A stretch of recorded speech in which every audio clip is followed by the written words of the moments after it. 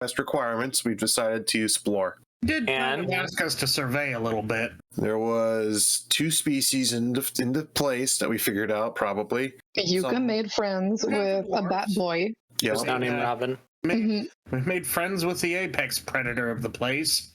Yes. I mean, for all we know, it could transform into some massive monster. Yeah, it could be a druid who's just tired of life and is just hanging out in wolf form. I mean, bat form. Yeah. Relevant. Totally valid. We figured out their farms a bit. There's a statue. Also, they are rightfully obsessed with adamantine. Paths. We got forges in one way. Ash and dust and dirt the other way. Disintegrate. I feel like Frank is just reading off the endgame notes. I just you mean mostly clean, but has carts on the side of the roads? Other way. Okay. Talus told Liam to be wary, but I'm pretty sure Andrew took that as weary. Wary. Is there a difference between the two? Yes. Weary is you're tired. Wary is you're suspicious of your surroundings. Okay, I gave you the right one then. I was like, I didn't know that. I've heard dirt path. Tired, worn out. Vines, ash, dead dwarf, and we're finishing up a investigation or arcana check or both. Yeah, you guys had discovered a spell on a crystal. Yeah, you all had I'll be right back. Okay. See you soon.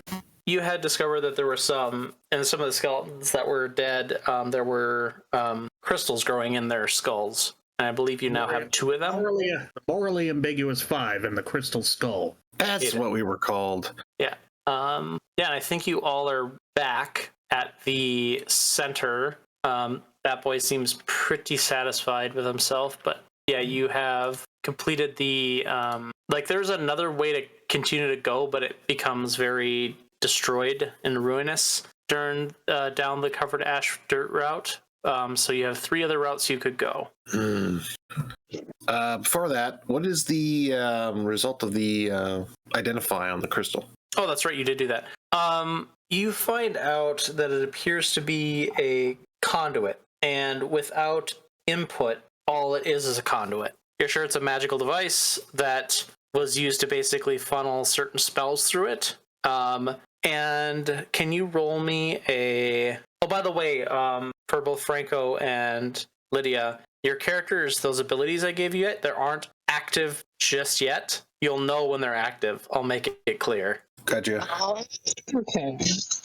But Franco, if you could roll me an Arcana check, and the DC is, we'll say 20 for this one. Well, I just want to clarify the... Oops, not what I meant to do. I just want to clarify, is this part of the identifying process, or... because you identified it, and now it's more you're picking over all the information you have and making a reasonable deduction, and now you have like the web in front of you of how the magic is laid out. You could sift through it. So this is your now understanding about what it could have been maybe used for. Because as far as, like, you know it's a conduit, you know a spell was channeled through it, but that's all you know. Gotcha. Okay, I will use an inspiration for advantage. Sure. Just to be safe. Did not matter. Okay, that's a factor of 2. I don't even remember what the DC was. It's 20. Okay. Yep, then 2. Yeah, so we'll say one of your factors is you can recreate this. Gotcha. That's the second factor. The first factor, I'll get to in a second. So you see that this was used as a conduit. It stored spell. It could either store a spell or it could relay a spell. This was used for relaying, and you're pretty sure, judging by how the magic is laid out, that it was actually it could basically take a spell, and it could take a very powerful spell and reduce it down, sent over 10 different conduits at a time for one spell, but with a reduced effect. The factor you got is, judging by the actual structure of the magical device that's embedded into the skull, you can tell that there's a very unique runic structure with it that is a slightly different form of you're gonna end up figuring it out anyway, but you're pretty sure that it was holding on to a like suggestion spell or like a command spell, something that was charm based, like whatever that school of magic would be. Gotcha. Yeah. So let me clarify the first part of what you said. You said it like could distill a spell over a longer period of time. It can either.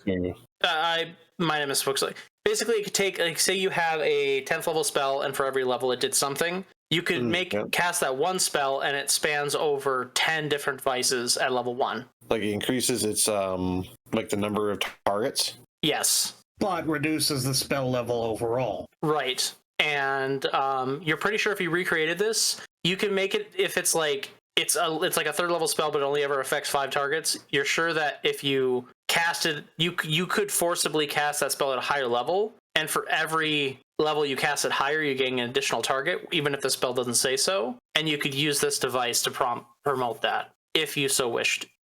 Creating it is going to take some time, but you're pretty certain you understand the complexity of the magic. You would just need to figure out how to recreate the vessel. Gotcha. And I think this one held some sort of suggestion spell. Yes. Okay, cool. I'm just going to write that down so I don't forget. And do you relate that to the party? I don't know. I'd probably just, this is, I'm investigating it myself. If someone is interested, I'll share. But honestly, Sai probably thinks of the rest of the group as arcane illiterate, and that explaining this would be wasted breath. I would like to know if I'm going to be casting Speak with Dead on a skull. I don't want to get possessed again. Well, yeah, there's no way. You see Sai like examining the skull and the crystal and going, ooh, interesting, huh? Why? What is that? And then I'll convey. It's some sort of conduit, I believe. I might be able to replicate it. Oh? I am back. Yes. Welcome. Are you talking about the crystal you found at the back of somebody's head? Two of them, actually, yes. It's not going to react if I cast Speak with Dead on it, is it? I don't think so. You would be correct. Okay. Yeah, it's already served its purpose. May I see one of the stones we got? I suppose. But yes, I think I could probably replicate it even.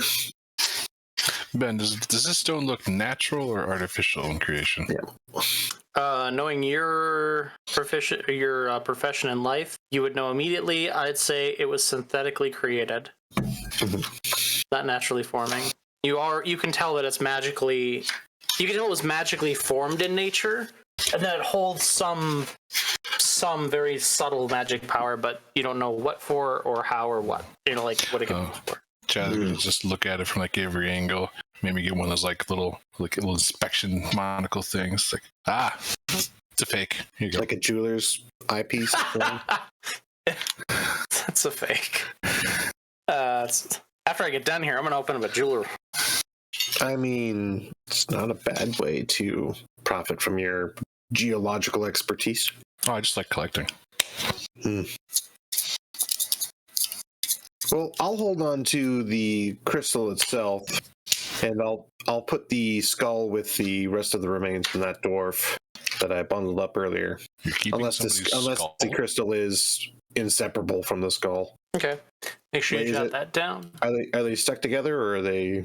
Oh, you're asking. Sorry, I misunderstood you saying take two. Are you saying take? Because you have two skulls that have it. Yeah. Well, the skull that was with the body that was bundled up, I will seek to return them because separating them is not okay with me.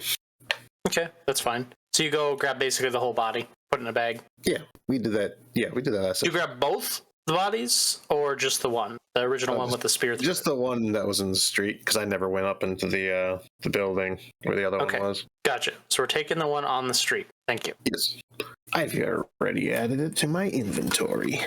Okay, so I took the body. Does it look like the crystal's like fused with the skull, or is it like? Yes. Okay. That's one thing. Sorry. Actually, no. Well, you are a druid. Can you make me a nature check, Sheila? Do DC 14. No factors on this. It's just a pretty simple read. Stop dying. Oh, sorry, I was choking on a piece of pasta. Supposed to chew, then swallow, not inhale, chew, then swallow. I wanted to know what it was like eating like a bird. You're going to need to consume gastroliths for that. Also, you're going to need a gullet. That'd be important too. Okay. So yeah, you would know when you were looking at this like crystal with the skull in it that something infused them together. Like the naturally occurring bone was infused with a synthetic crystal. To separate them would require the easiest way would be destroying the skull and like basically flicking off the skull fragments from the crystal. I'll just leave it then. So that's what Sheila knows. You don't. You try moving and it won't move. Yeah. So. Hammer. Yep. All right. So all of you are in the central plaza. You still have the path that goes towards the forges, a path that lined with clothes and bits of pottery, a path that's mostly clean but has carts on the side, roads. And that Batbro has mentioned that there are standing dwarves towards the carts. Well, I feel like... go ahead. No, sorry, go ahead. Oh, I was just gonna say, I feel like the standing dwarves might be interesting. Maybe it's just more statues, maybe they got frozen in place. You know, just be interesting to see. Yeah, well, I was going to say the intellectual in me wants to go down the path with the pottery, but the greedy bastard in me wants to go towards the forge and see if we can find some adamantium. I think we could save the forge for last. Just saying. Saving the best for last? We can definitely do that. I say the standing dwarves would be interesting. I say in air quotes. It's probably just more statues. Sheila, do you have any preference? Also, did anyone know where Shoop was? He said he had to leave about a half hour before session. Oh, okay. He had asked, was there going to be a session today? So yeah, I talked to him earlier, and he said he told me that he had confirmed with you that there was a session. Yeah. But so I don't remember him saying what he had to do, though. All right, well, he'll get back when he gets back. I know, Sheila doesn't really have strong feelings one way or the other. Okay, standing dwarves, the path of the carts.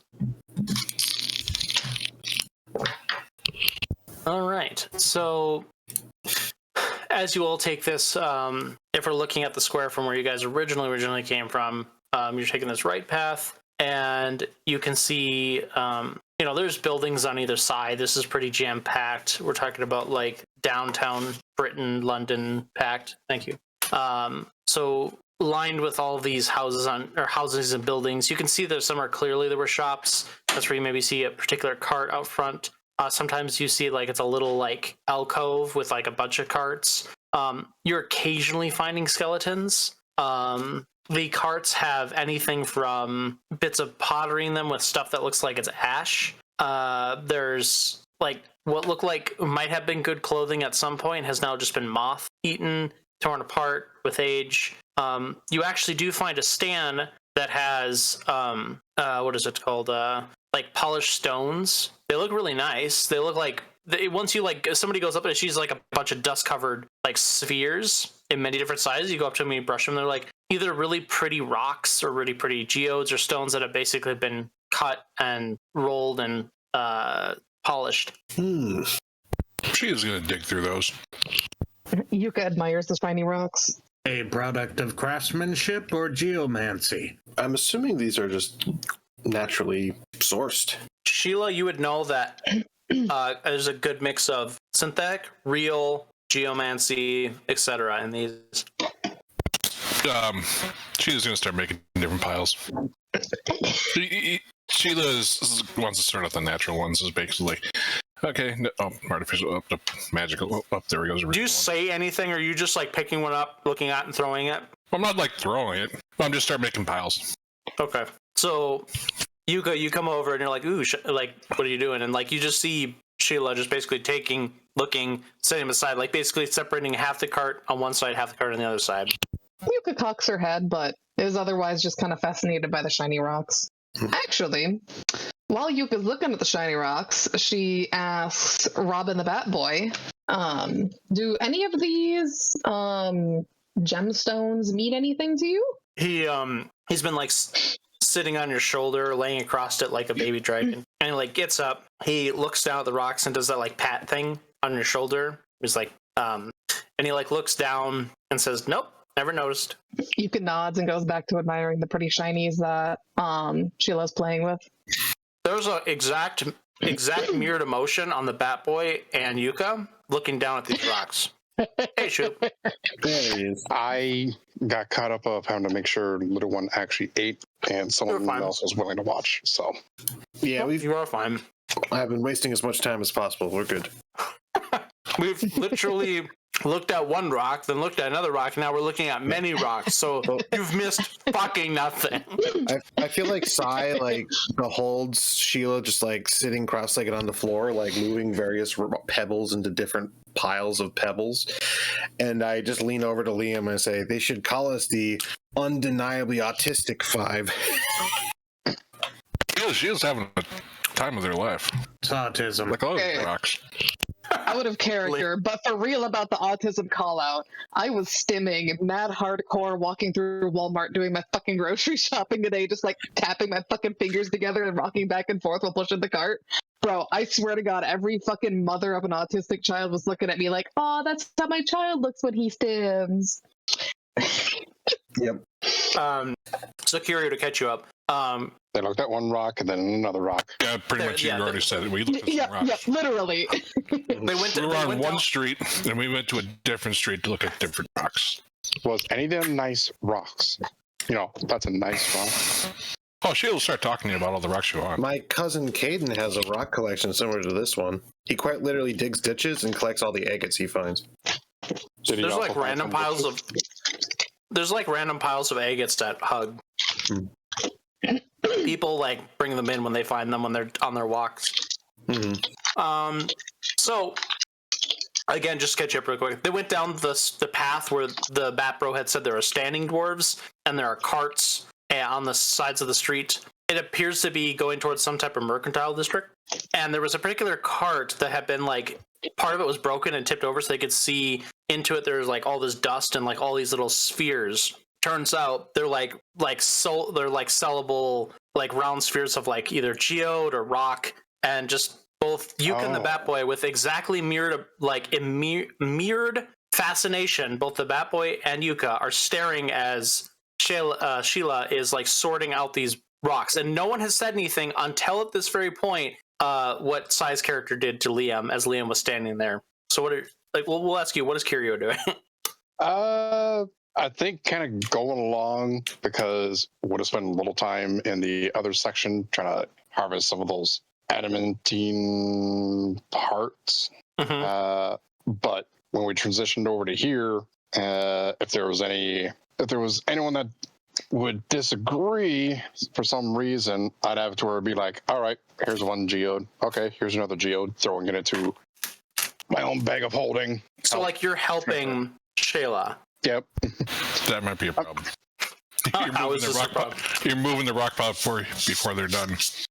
Oh, no. It's when you actually go through and you're cleared or you think that's good, and it's like, okay, take, mark down, take. Oh, this is just step one of sorting, just real versus fake, and then they're going to have like ferrite-based rocks versus non-ferrite, and then we're going to have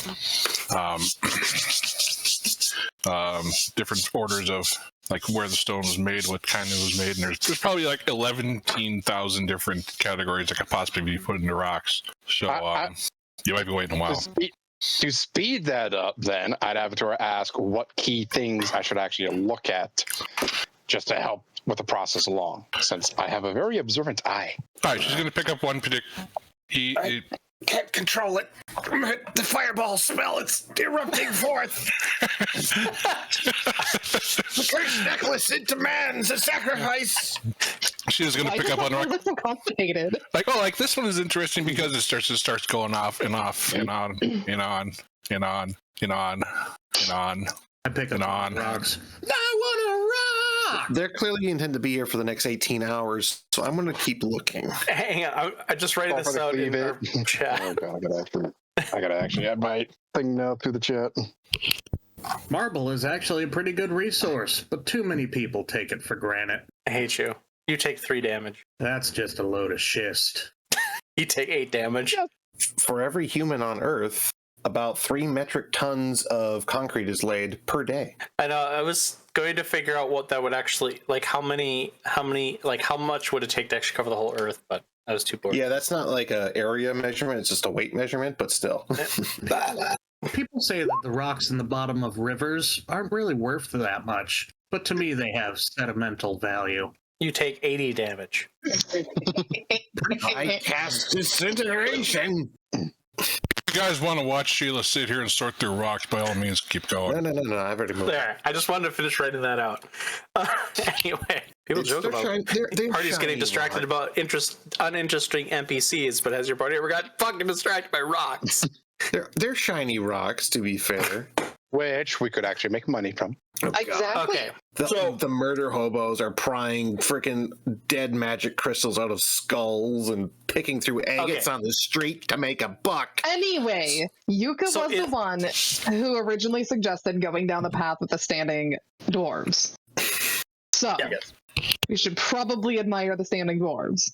Okay, so Shayla, there isn't that many here. Make me a 1d4 plus 2, and that's how many minutes it's going to take you to sort these out, at least in 3 separate Whatever number you're thinking of, Ben, it's not going to be long enough. I'd be assisting. I can be assisting. There's only so many stuff. Oh, if somebody's distracting me, I'm going to pick one up and start talking about it at length for 10 minutes. Basically what I'm saying is unless you force Shayla to actually move on, this is what they are going to be doing. So Liam, it's up to you. And Yuka. And Simon. I start walking away to find the standing dwarves. Yeah, they'll be fine. If they hear screaming... Yeah, Yuka also loses interest. But of course, as Yuka's walking away, Bat Boy is kind of turning, craning his head like an owl to try to keep an eye on the rocks. Yeah, he gets that upset spaghetti and starts doing that pat thing, but he turns to do it on your head. Mm-hmm. He's like, go back, Yuka politely ignores. Go back. Look, go back. Food. He does the squirrel thing. He's like, ooh, food. As he sees Liam pull out a piece of bread and eat it. This is now just staring at Liam. All right, so Sheila and Kirio, you see the party start to move on without you. Split the party. Split the party. This one is really interesting because it only forms at certain depths under certain pressures.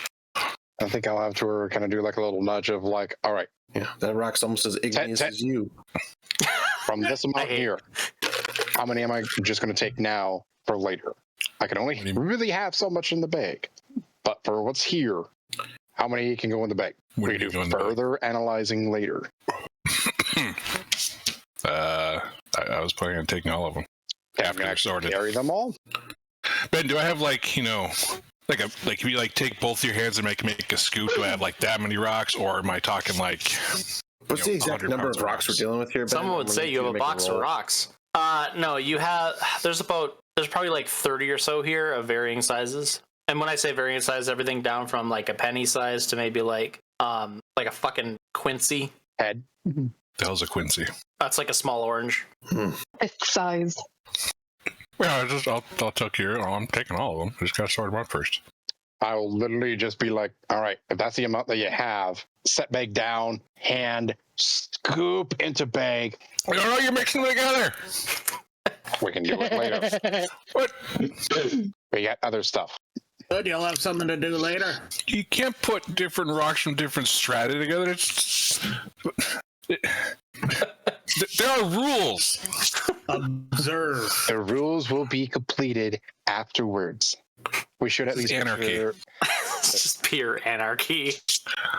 There's anarchy, and then there's also making sure we get out of here. As much as they seem a little bit screwy, I'm at least fine with you. I know there's some things you're not throwing with me on. There's some things I just start eating glass. Makes as much sense. Can you do that? You can actually do that. No, that's the point. And that was my point as well. Let's at least make sure they don't go too far. Okay. So the party. Don't put any more rocks in your bag. I already counted them. I know how many are in there. That's easy. Okay. so y'all move down the street. You can find other definitely uninteresting carts along the edge. I don't believe it. I look at every cart. Empty. Damn. It's like you're told, like in Bethesda games, that when a container says empty, it's empty, but you still check. I think you're lying to me. There are Roll zero perception. distinguishing features. Matter of fact, they're rendered so poorly that you could tell that from a distance it looks like you're supposed to have a box, but they just put a flat surface on top. Oh. It's like a PlayStation 2 background image where you're not going to be able to interact with it just by the way it looks. Right, because it looks like a picture and not like a 3D object. No, Scooby-Doo style of they investigate the room and it's the obvious of the one thing that actually is interactable. That's the only thing that's standing out. You can tell that the background artist didn't draw this one object, that it must have been a foreground artist because they intended to animate it later. Yep. Gotcha. Anyway, so you guys travel for a little bit and you end up coming to this, there is an amphitheater kind of like it closes in at one point. Like you can see like there's the city is sectioned in walls. Like there's a very high vaulted ceiling, mind you, very high. And you can actually see that there's structures above, like paths and walkways. Sometimes you're actually seeing that the walkways fallen and collapsed certain alleyways and stuff like that, and broken into buildings, and even screwed up your path. You've had to go around it. You arrive in this one spot where, like, you can see there's like a wall, and you're walking up to it. There's like a big archway. The archway is fully intact, and you can see that there is this side path that's coming down, and you can see that there is like someone give me. No, you guys have like stupid perception.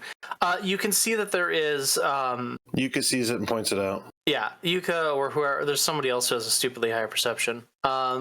Curio. Yuka and Curio, you notice that there is on the side path. It's too steep. I mean, you could climb it. It would just take a while, but it's like a kind of a steepish path that's coming down. It looks like it might have been a rock slide at one point that kind of just took over this side of this part of the city. You could see small like trails of what you saw on the main road leading to the city. Like it's this like dried on, almost like green kind of stuff, and it's kind of like here and there against the wall a little bit where it touches, and that leads into this amphitheater area. And you see it continues on, but you're still a little bit farther away. The amphitheater is like a little hill that goes in. When you're describing these like green trails, are they like slug trails? Like, what do you mean? Are they like paths? It's like as if you were to make a slug trail, but it's broken up every once in a while. Like the crap. Like a slug trail made of algae? Sheila, go ahead and make me a wisdom saving throw. You're looking for, or not wisdom saving throw, a wisdom check. You're looking for a DC, we'll say 14. So don't click on the saving throw box, click on the actual wisdom, right? Yes. Okay. You remember distinctly that after seeing the big worm spit and seeing what it did after the battle, you're positive that's what this trail is. Is that it's basically that acid stuff that's been sitting for a while, and it like actually eats through dirt slightly, and that's the thing you're seeing. Disgusting. It's a natural process. But yeah, it leads into this amphitheater that you all are heading towards. Oh, there was a reaction that I'm thinking of. Stellaris. Disgusting. Find a cure. Right. Can I send Eagle in ahead of us to fly around and see what he sees, and I'll like possess his vision. And you're gonna tell everyone to wait through his eyes. Yeah, it's like, well, I'm assuming Sheila kind of says like these look like trails made by smaller versions of those worms or something, right? Yeah. And then I'll say I'll like give like the hand signal, like we're being sneaky, and then I'll like telepathically communicate with Eagle. His eyes roll back in his head.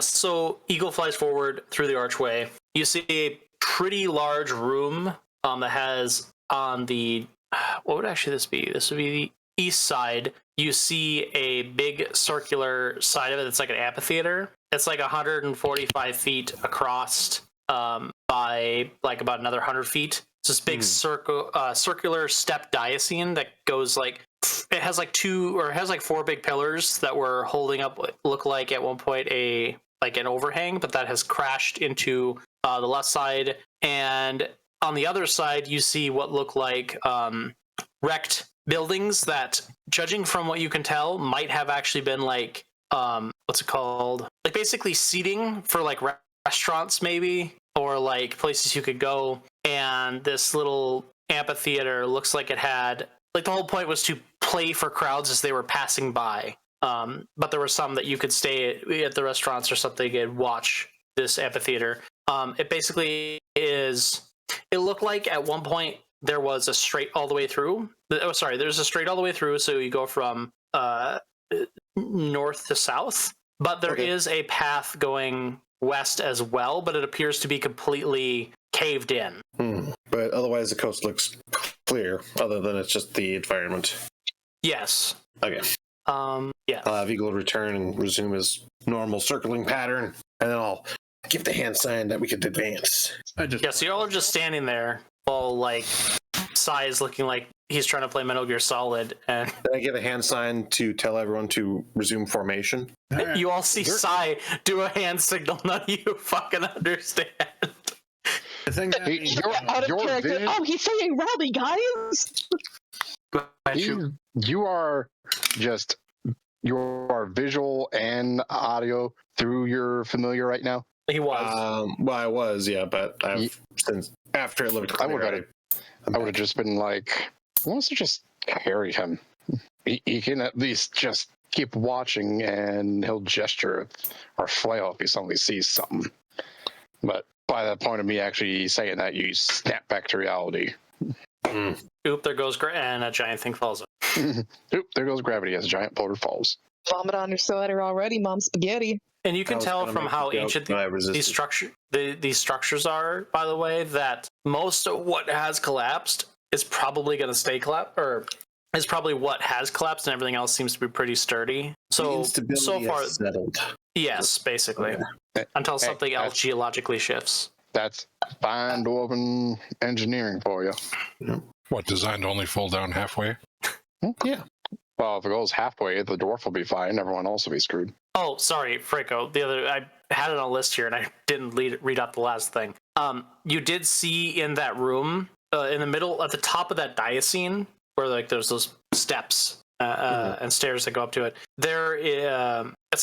It's 30 feet tall at the lowest part of the diocene, and each step is 15 feet. At the top, there's like a bowl, and inside is basically a small pool. Well, I wouldn't say small. It's like we're gonna say it's like a melon? 15 feet across in diameter. Pool of like that acid. And around, as Eagle flies around, you see small other divots where you could tell either the road broke or there was dirt there at one point, and the acid basically created a pool. So you see like small pools of acid kind of like scattered around. Yeah, and it just looks like a naturally formed pool, or like it's like not like a fabricated thing. No, this is not fabricated. I mean? Yeah, something created this that wasn't the dwarves. Is this like a nest, but there's just no home right now? Roll me a nature check. Yes, I have to. DC 16. Oof. I just keep rolling amazing. That's one check, isn't it? Yes. This is, to answer your question, it is most certainly a nest, and your factor is this was a nest for those fucking worms. We should check their refuse piles to see if there's any loot in them. Yes. Just leave a pile of baking soda. I bet you they can't. I bet you they can't digest adamantium. I tell Sheila that. Sheila, this is where the worms live. If they've been eating adamantium, I bet they can't digest it. It's probably in their shit piles. Go take a look. Why? Well, so are you all? Don't you like adamantium?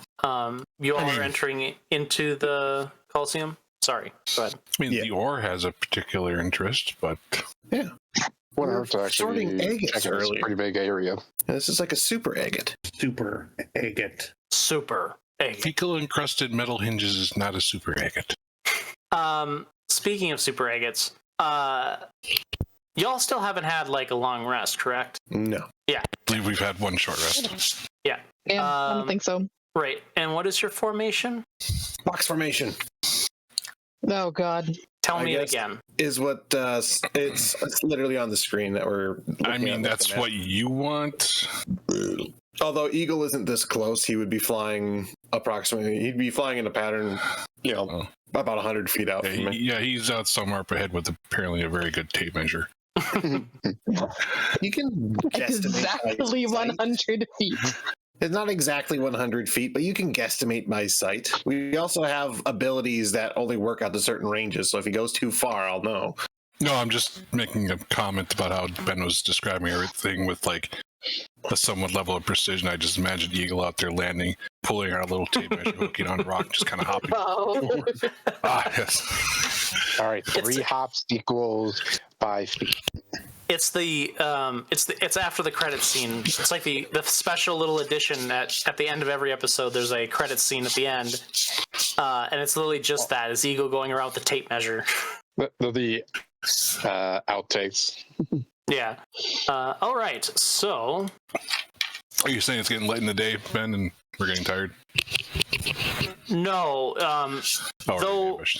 He wants to clarify that we haven't regained any of our once per long rest abilities. You definitely all are getting close to the point where you're like, man, probably in a couple hours we need to like sit the fuck down and like make camp. But you're all still pretty good right now. I mean, you have some spent abilities and stuff, and you feel a little bit weary. But you've had some resting period in the city. But yeah, so you all start heading into this amphitheater, and you're walking down the main drag, and you all are walking around these smaller pools and some of these bigger pools of active acid that seem to have like dug down like at least 2 or 3 feet. And you can still see that the acid is kind of like active. You maybe like as you two like your group, and by the way, we're talking about separation of like 10 feet. It's bubbling and fizzing lightly. So as you walk around it, you see like a small rodent that scurries across, and or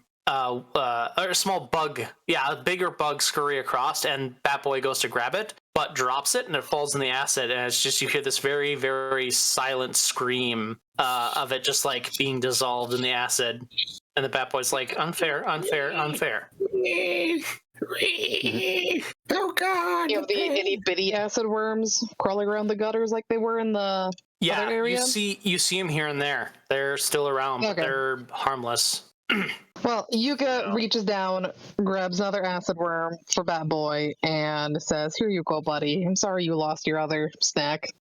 And he grabs it, starts chewing on it, and then all of a sudden, Yuka and Curio and the Bat Boy and Eagle warns you, Sai, that there is something big coming behind you very quickly. Roll initiative.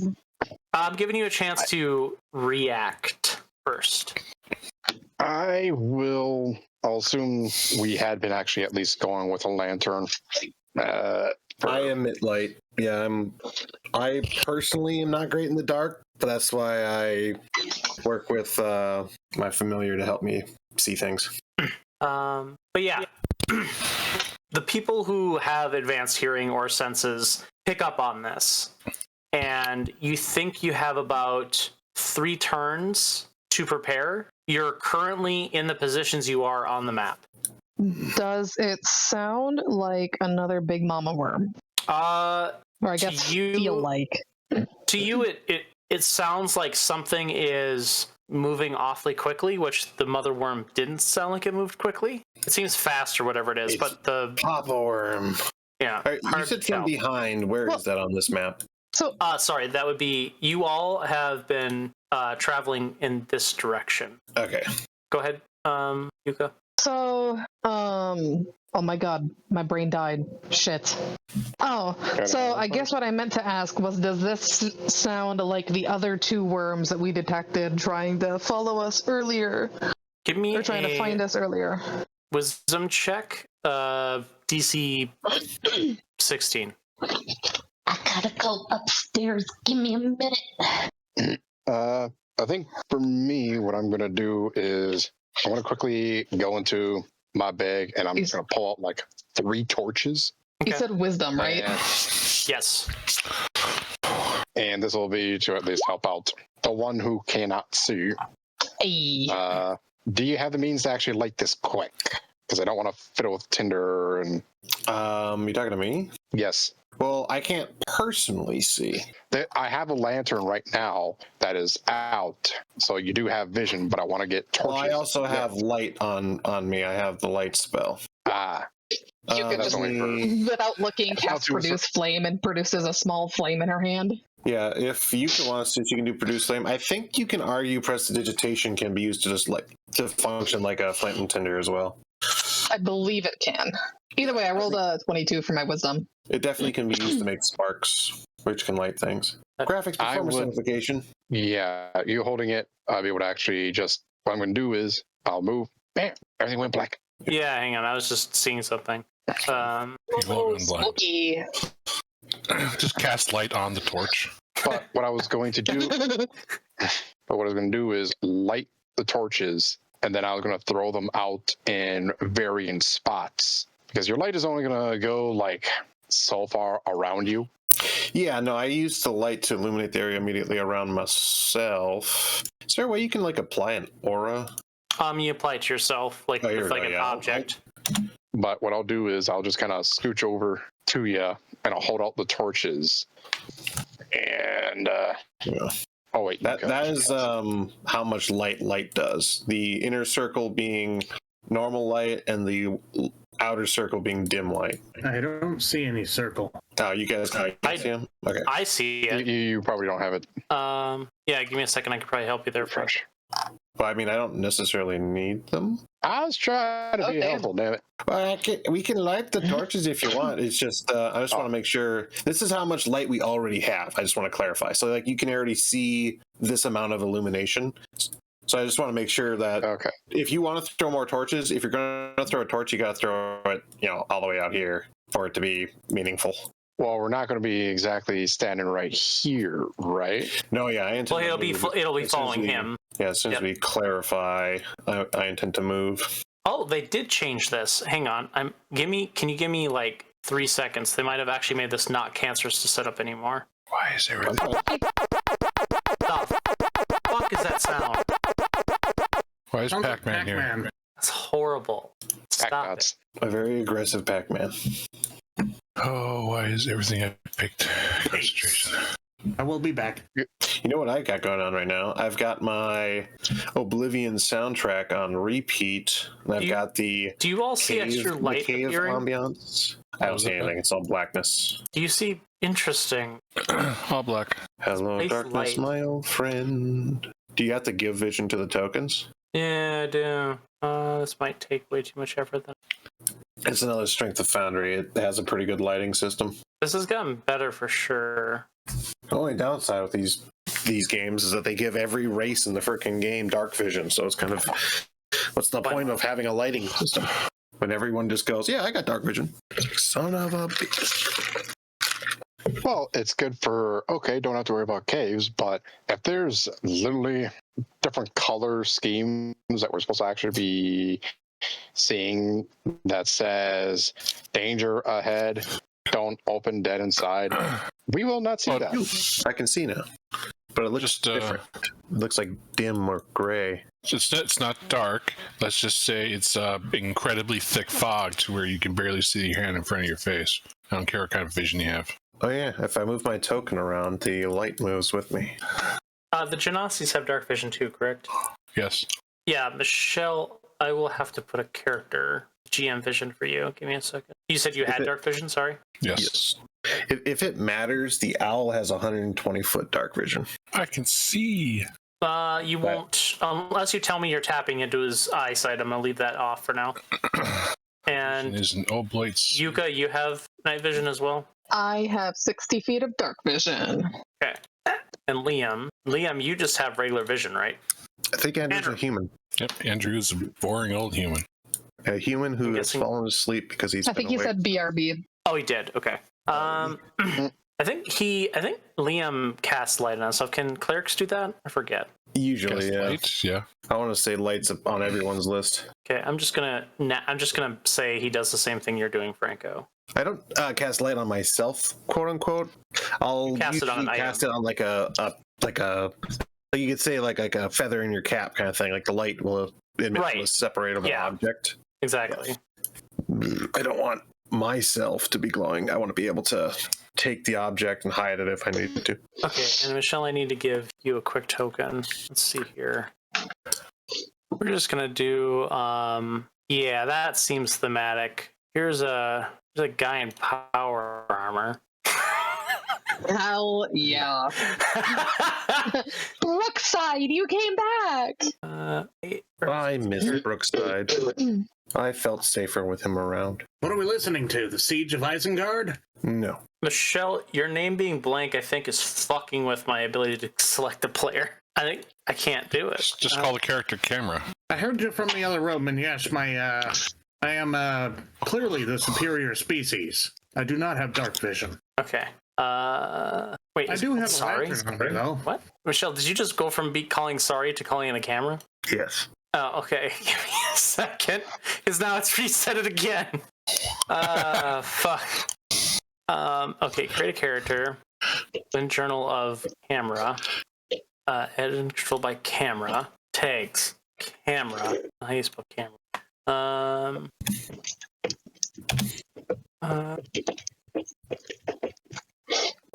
Okay.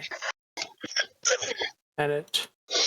The fabled god-slaying armor. Right. It just happened to be the thing that was open on my check tab. Let's see here. Camera. Control by camera. No nameplate. Is that what the power armor looked like for the quote-unquote ancient humans? Sure. No, it doesn't. The Federation? No, it did not.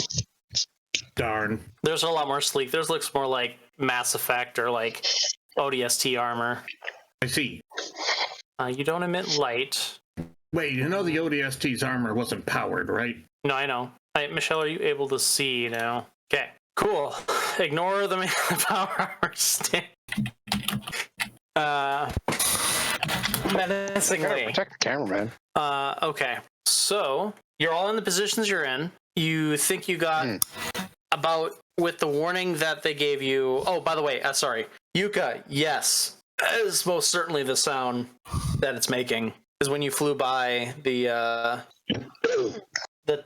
big worm, the other big worm that was coming. Okay. And then which direction is, I assume, the one worm coming from? For sure behind you. Okay. To the off screen on the left. Yes. Yuka is going to prepare Moonbeam in Like, are you that gonna general direction. So is it gonna be you are using a action to you're using an action to use a reaction that the moment you see it you cast Moonbeam? Yep. Yes. And do you want to position yourself anywhere on the map currently? By the way, these steps here, these steps over here are 10 feet. This spot here is 10 feet tall. These are 15 feet tall. Or sorry, this is 15 feet tall. This is 10 foot tall. That's 10 foot. So if the stairs look like basically one square big, that's 10 feet of elevation. Actually, it's 2 squares. That's 10 feet of elevation, and 3 squares is 15 feet of elevation. Okay. It's not perfect. Oh, okay. Yeah, I can't see the squares like on like the stone path, but if I look over like the dirt that's next to me, I can see the squares. Yeah, let me fix that slightly. Okay. Color, we will do red, and then maybe increase. Ooh, that's nice and easy to read. There you go. Okay. On a side note, I think I can see further than I should be able to. I don't believe so. You emit light. You emit 20 feet of bright light and 40 feet of low light, correct? Yes. It's a 120-foot radius. Yep, that's correct then. That's a lot of light. It's I can see all the way out to like here, but I should only be able to see out to here, I think. Like, right? Am I crazy? Is that not 40 feet right there? You are correct. And so I can see all the way out to 60 feet. Oh, is it adding it on top of each other? The 20 plus the 40? Oh, is it? That's how that works. Okay, that's how it works. That's fucking... I literally thought it meant like, it's not multiplicative. It's like internal. Like, hey, you have 40 feet of low light, but then you also have 20 feet of bright light. So the bright light covers up the first 20 feet of low light. Whatever. Gotcha. Yeah, okay. Yeah, that looks better. That's 40 feet. I can see clear. I can see clearly close to me, but I can kind of see a little farther away from me. Yeah, it looks good. Wait, where the fuck did Michelle's character disappear to? Now the real question: can this system handle other light Turn on sources, the such as stealth cloak. I moved it off screen. I can still see fine. Oh, okay, cool. Answer your question, yes, I can place a light source like this. Yeah. Well, my point is, can I see the light source that Curio is generating? Because he's got a lantern. I got a lantern too. Can. Are you going to be fighting with your lanterns, though? I'd be setting the lantern down. Okay, My light where do you... source will be emitting from my space. So both Curio and Liam set down your lantern. And by the way, are either yours hooded? Like that, or like where they can... There's like a direction? I do have a hooded lantern, but then I also have the focused lantern. Give me a minute. So which one are you wielding? I have both. Bullseye lantern and a regular hooded lantern. Which one are you using, I should say, right now? Bullseye lantern. So that's the one that's in direction. Come on. Bright light and 60-foot cone and dim light and additional 60. Yeah, he's got a cone light. Light where cone. I would set it. I think I'll set it like right here. How do you do that? How would you make south. a light cone? I actually can do that. Just give me 1 second. Just testing stuff out here. I'm just trying to find a token to do this. Dancing lights is fun. Unfortunately, it's a concentration spell. Okay, I actually found a lantern. Okay, so if I do this, it's in a vision. It emits light. So what does it shoot? 60-foot bright light and then 60-foot dim light. So it has 120-foot range. 120-foot cone. Yeah. Yeah, now there's a way to do directional light here. You're just prepping your spells. Yeah, I can't. It says I can do directional light. Oh, there it is. Set the direction of lighting emitting for the token. Total 60 degrees centered. So light before 50 consider total size of the light field. Like, there it is. It is working. Okay, I just need to. Okay. And I'm assuming you're doing that shoop with it. I'll be having it focused down. You want like that?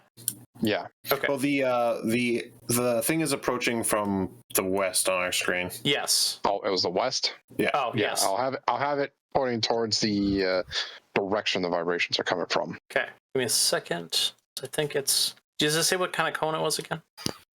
Here.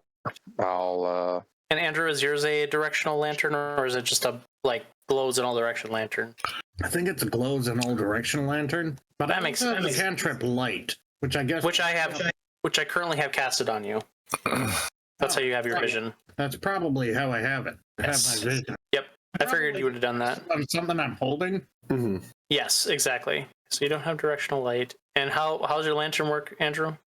Oh, if I have light, I'm probably not using a lantern. Okay, so you didn't bring out your lantern. Gotcha. Okay. Man, it's been a while. I don't know what cantrips I have. You're fine. All right. So move yourself on the screen where you want to be positioned. And then when you all have an opportunity, click on your token, and roll initiative.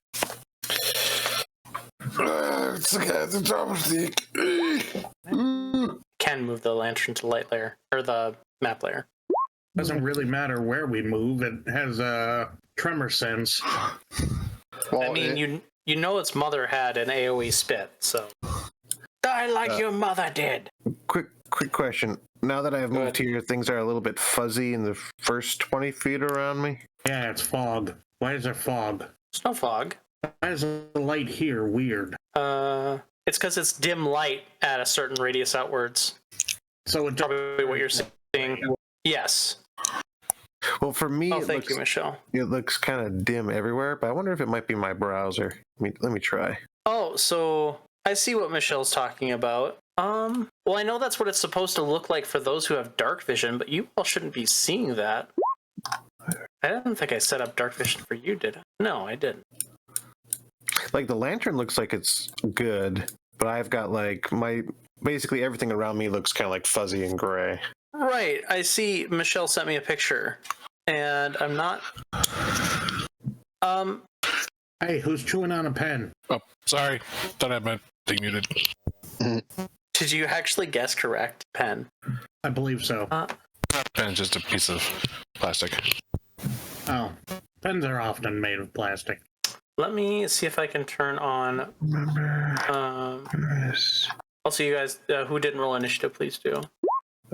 Yeah, sorry, I was looking around on my sheet trying to find the initiative Yeah, you're fine. initiative A button. setting for GM layer occupancy, which also shows me the. Yikes. So there's not a way for me to see the light layers without me seeing everything. Take cover behind the pile of dead bards. Michelle, can one of you stream real quick just the thing? Yeah. I just need one person just so I can or Michelle got it. Just so I can stream. There we go. Okay. All right. So its Psy is emitting that particular, so it's something to do with your character. Bright light 20, low light 20. Does this change something? No, it doesn't. Oh, is it because I said this? Was that it?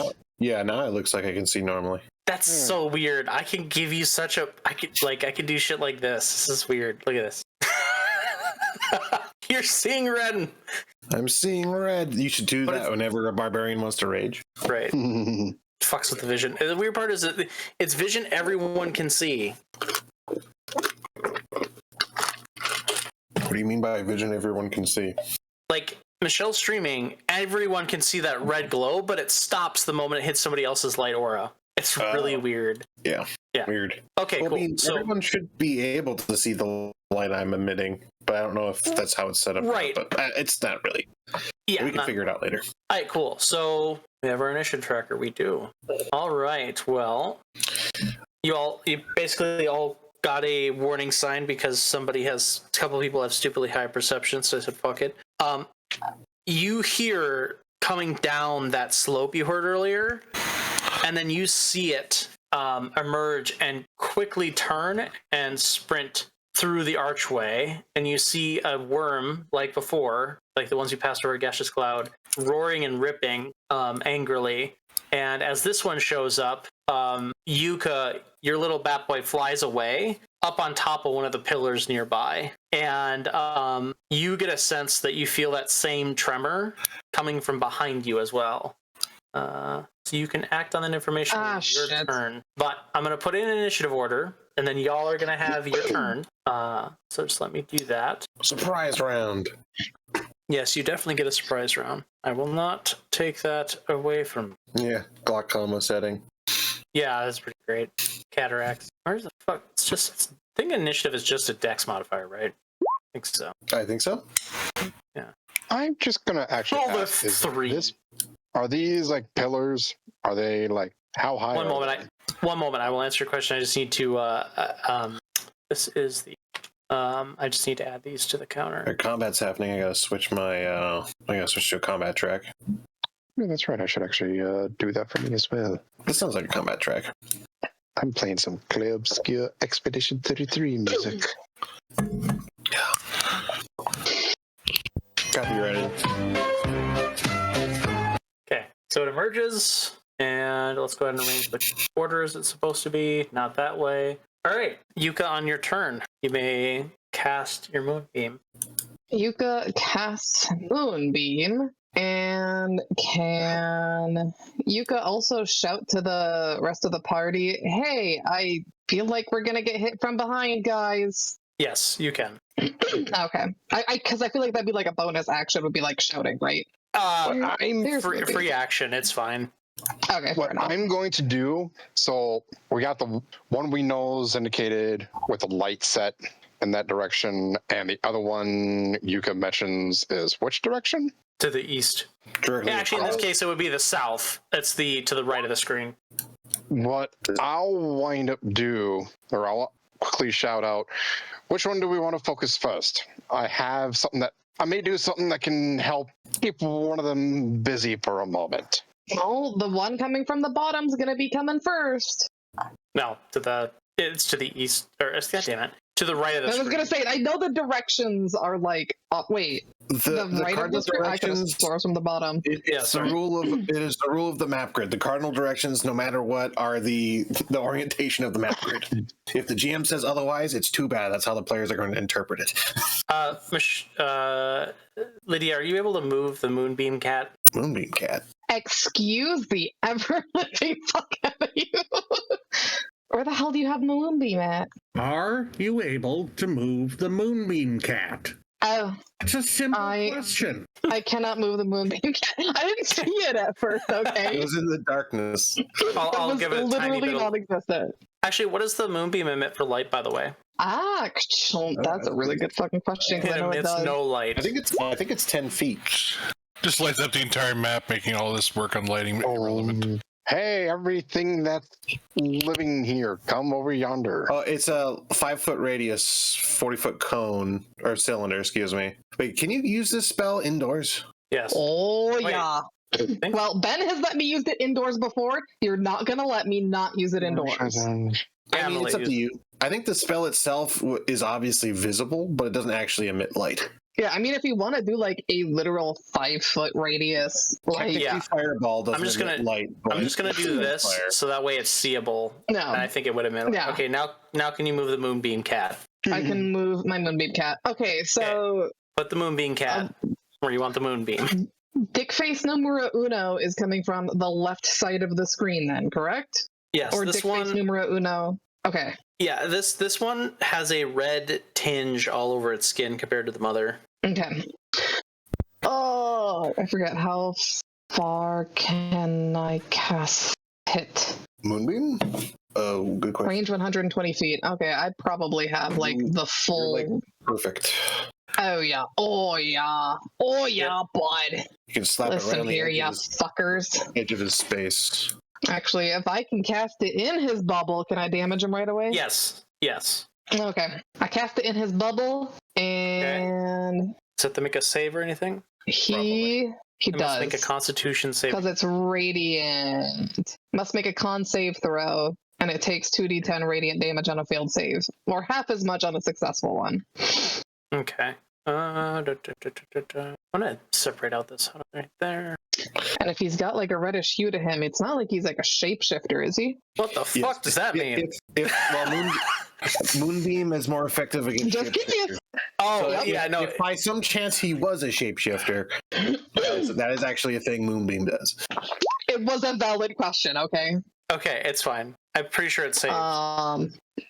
Spell save DC is 19, so Oof, damn, just yeah. saved. So go ahead and roll your damage. Oh, you did already, sorry. Wait, so that's 16 plus 36, that's what? That's 52? So take half. So it'd be... Boy, I didn't do math. 52... That'd be 26, I think. 26, yes. Yeah, it'd be 52, so 26. Okay, it took 26 damage. All right. Sai, your turn. Right. I'm going to step forward here. Can I stand in this space without falling off the edge of this ledge, I assume? Yes, and by the way, Sai, just so you're aware, when you run up onto that little plateau, there is a line of dead skeletons just all along this wall here. Just a bunch. You don't have time to investigate it, but there's a bunch here. Are they all I like, feel like he's sitting there, or foreshadowing. like what? Say that again. Are Sai. they just all sitting there, or like what? They're just like They're just waiting watching for the you. bus. Just No, I mean, his like, turn. Just standing leaning against the wall like, hey, bro. At a glance, this is my 1 second investigation check. What's their orientation? Are they Slumped, armed? sitting, fallen over, laying, but they're all backs against the wall in some form or way. If I was over there, I'd be able to find out. Yeah. Fortunately, I did It's not 2025. prepare Dance Macabre, so I can't use them. But I can cast. I'm going to step up here so that I'm 5 feet closer, and we can double check my measurement just to make sure I'm not full of it. So if I can't see it because turn order's in the way, 1 second. Positioning, perfect. From here, yes. Actually, I didn't even need to move forward because it has a range of 120 feet. And I don't have to put it in a square. I have to put it just adjacent to a square. Whatever, I'll stay here. I just closed it. I just pushed the X button. Oh. Why did you have to do that?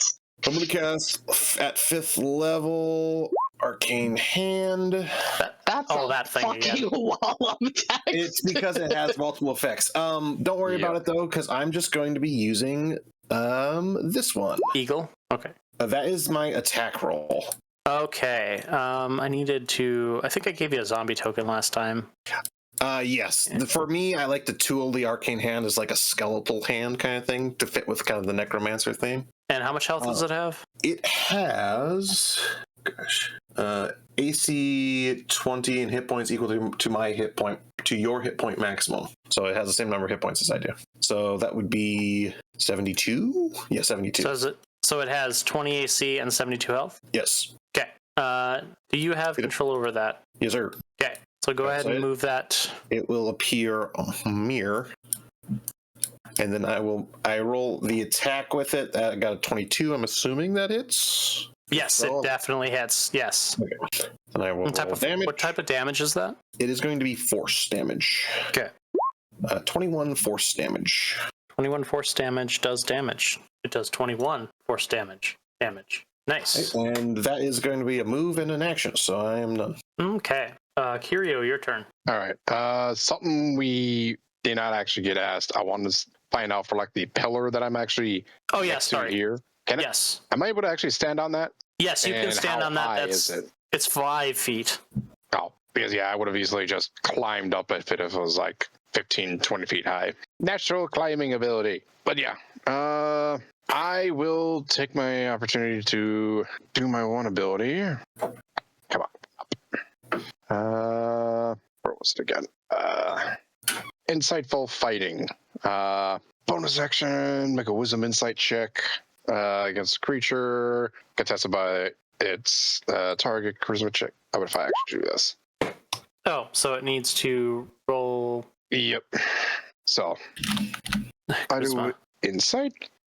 You might imagine it's not very high. Yep, you succeed. So unless I wind up actually have some form of disadvantage through other means, I'll be able to proc my sneak attack. I was going to say, if you didn't have the lantern pointing at it, I would say you have disadvantage. So you're good. Yeah. Take a shot at it. That is a hit. So there's that. And sneak attack. Oh, I rolled A1. A1. Because that was all ones. That's pretty average. Yeah. Okay, so 25 damage. Very nice. And I'll just hold my position. Okay, Sheila, your turn. Nope. Sheila is repeating attack. He's speaking in tongues. What? Oh, it's Andrew. Sheila is just conflicted because if these things were hell-bent on attacking us, they could have attacked us anytime, but they're only attacking us once we got into their nest. They're basically defending their young. Well, maybe if one didn't get tossed into the swimming pool that has gone very stagnant. Yeah, like I've been like going through all of my spells. I can't think of anything to do to dissuade them. Yeah, unfortunately, too, you killed their mother. Yup. They don't know. Yeah, we've already drawn first blood. I'm just going to assume this is a blood feud at this point. I mean, we weren't supposed to kill the mom? No, you did. That was the big one. but it's a dark killer. No, it's more of like, it's more of the thing that, your aggressor, their kids are still going to hate you even if they're aggressive. Yeah, we have player agency. Yeah. We can do whatever we want. Yeah, what also sucks is all of my... I've made my guy rock themed, and all of that damage is bludgeoning. Is it magic bludgeoning? No. Oh, that's unfortunate. You still have a wild shape. I'm a regular druid. I can turn into like a regular animal. I would actually be weaker. Interesting. I thought you could turn into at least a CR 1 or 2 creature. Yeah. What's that going to do? I turn into like a Pomeranian. What do you want me to do? Yap at it? I don't think a Pomeranian is fucking CR1. The tigers were doing damage. How many of them survived? The tigers were doing damage. Yeah, here's what you're going to do.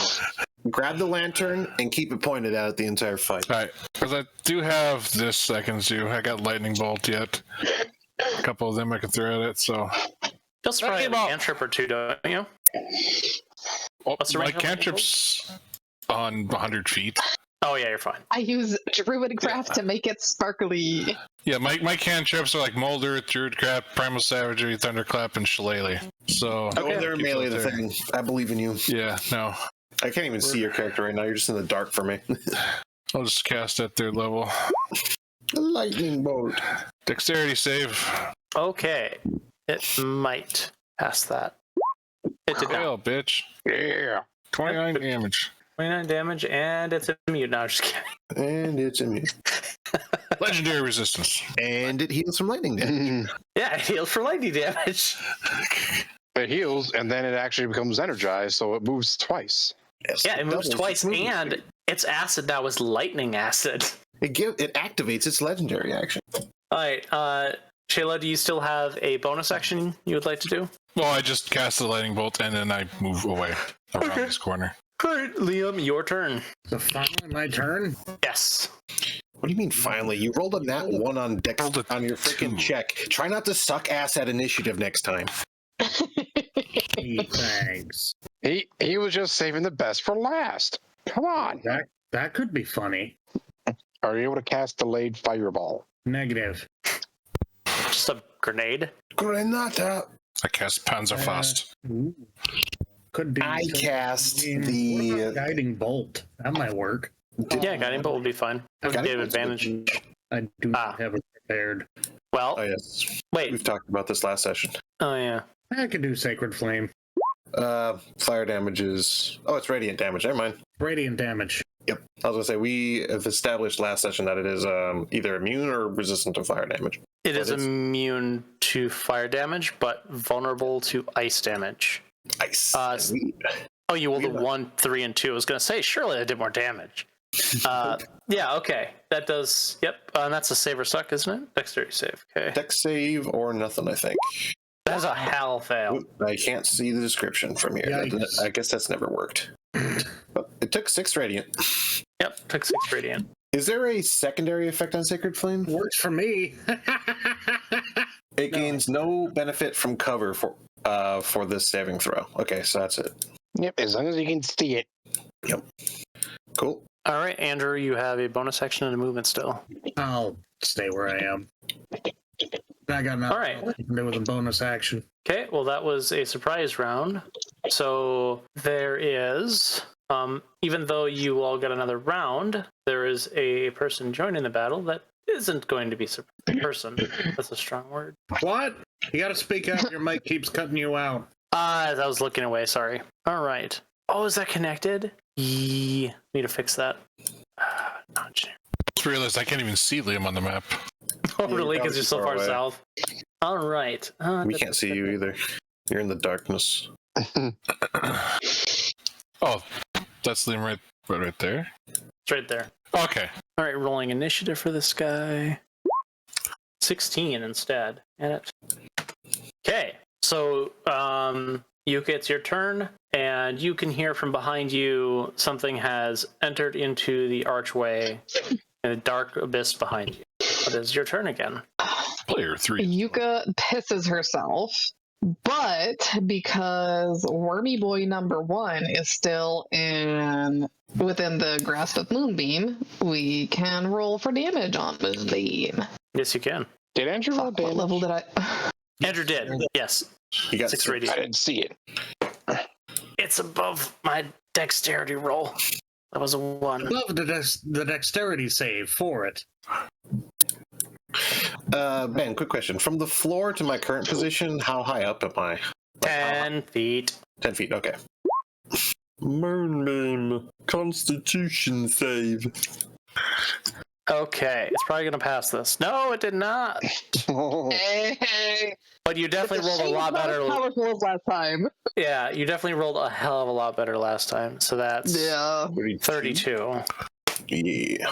Yeah. Can do basic addition. All right, you have was making your moonbeam do something bonus, or was that just because it didn't leave its attack It's radius? just because it didn't leave its radius. Okay, so now you still have your action, bonus action, movement. Yeah. So Yuka is just gonna kind of migrate over here a little bit, and goodness gracious, That's concentration. I can't use concentration when I'm concentrating on Moonbeam. This is true. Oh my god, every fucking spell is concentration, I swear to god. Yeah, I was having Yeah. that problem too. Physical spell, it's probably concentration. Mm-hmm. Pretty It has a fucking duration. much. It probably has concentration. Yeah, I find the mechanic a little Optionally. overused. They could do other things with that. Have you tried abracadabra? I'm just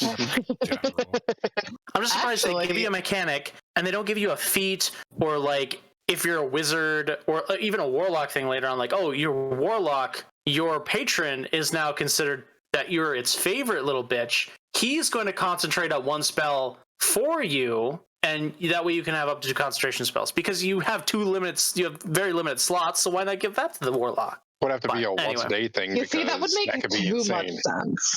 Yeah. But anyway, continue.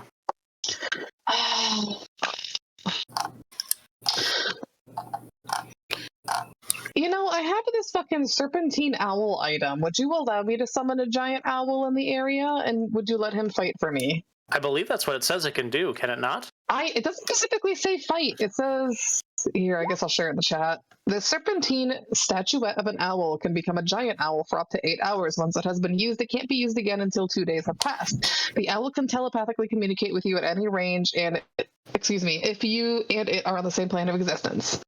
Let me go look that up because I mean, if it's an owl, an owl is not a particularly strong monster.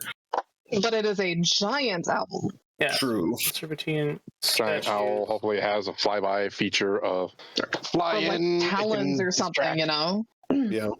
And then I also completely forgot I have a fucking pendant that protects me from poison. I'm immune to the poison condition and immune to poison damage. I think we talked about That'd that be last great time. if it was for acid. Forget about it. Yes, it was ruled that the figurines of wondrous creation, serpentine statues, can fight for you. So yes, I think you actually already have it. That's a giant eagle. Yeah, it's close enough. Yeah, I have No. the giant eagle, but I don't know if the giant owl would be any different. Owl. Or if you want to mess with the lighting for a giant owl, because I'm sure he has dark vision. There's 2 versions of a giant owl. Oh, that's for the 2024 version. Fuck that. Okay. I think that got added to the list here. It did. So if I click on this and I click on can be controlled by extremely long named person, you should see it on the it's on the GM layer. God damn, that's a giant fucking owl. That's how big the owl is. A huge God damn. creature. Nice. Right? Isn't it just large? That's like the same size as the giant that's eagle, huge. isn't it? It's taking up 9 spaces. Oh, is it supposed to be centered in the? I think he's only supposed to take up the 4 spaces, yeah, but still. Yeah. Yeah. It's a Yeah. special rule. It takes up middle spaces. Exactly. You should be able to move that around. Burb. Yeah, it only has Let me see. 19 I HP. can move burb. Right. I mean, you could Shit, do I have mount a sheet for... Yes, you just gave Yes, me the you sheet for should. the giant owl. Yeah, you should mount it and fly around the room. It'll be great. I think I need some sort of like... Saddle. Druid powers. What's nice is Oh the my flyby God. ability. Listen, character sheet. I need you to fucking cooperate with me right now. All right, there we go. It does have flyby. The owl doesn't provoke opportunity attacks when it flies out of an enemy's range, but it doesn't really have attacks. No, melee weapon attack. There we go. Talons. What's its Hellos. fly speed? 60 feet? Hell yeah. Okay. So I assume the owl gets summoned like right next to me, right? Yes. You summon it. It falls in the pool of acid and begins dissolving. Right. Listen. Hold on. Here he goes. He's in front of me. Fuck, where did I just say he's gonna go to? Right there. Alright. Bird boy over there? Mm-hmm. I think that's where I had it. Yep. Yes. Anyway, I send my bird boy over there so he can be within fighting range of that That is one. fine. And you can see the damage of Well, I guess Yuka's not necessarily directly close enough to the worm to be able to see if he's damaged or not. He's definitely seeing- damaged. Yeah, he's Like, definitely been hurt, damaged. but he's not like about Yeah. to die or anything. Okay. I mean, you yourself have blasted him with Moonbeam for 2 rounds now. Yes. And we're going to continue to blast him with Moonbeam. Yep, and you already did that for this turn, I'm pretty sure. All right. So I moved. I believe I'm going to consider summoning the owl as an action, and I don't think I'm going to use a bonus action just yet. Okay, because I think you use a bonus action to move the sunbeam if you want. Yes, or I could use Um, my bonus action to obviously do wild shape, but I'm not going to do that quite yet. Right. We haven't been using Moonbeam entirely correct.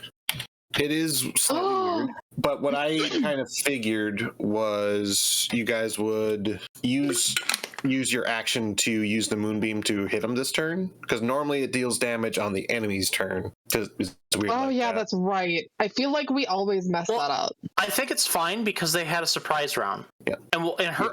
And she went right after it did, or it would have. So I think we're fine in this sense that it did damage to it on its turn that it basically had to skip because it was quote unquote surprised. Yeah.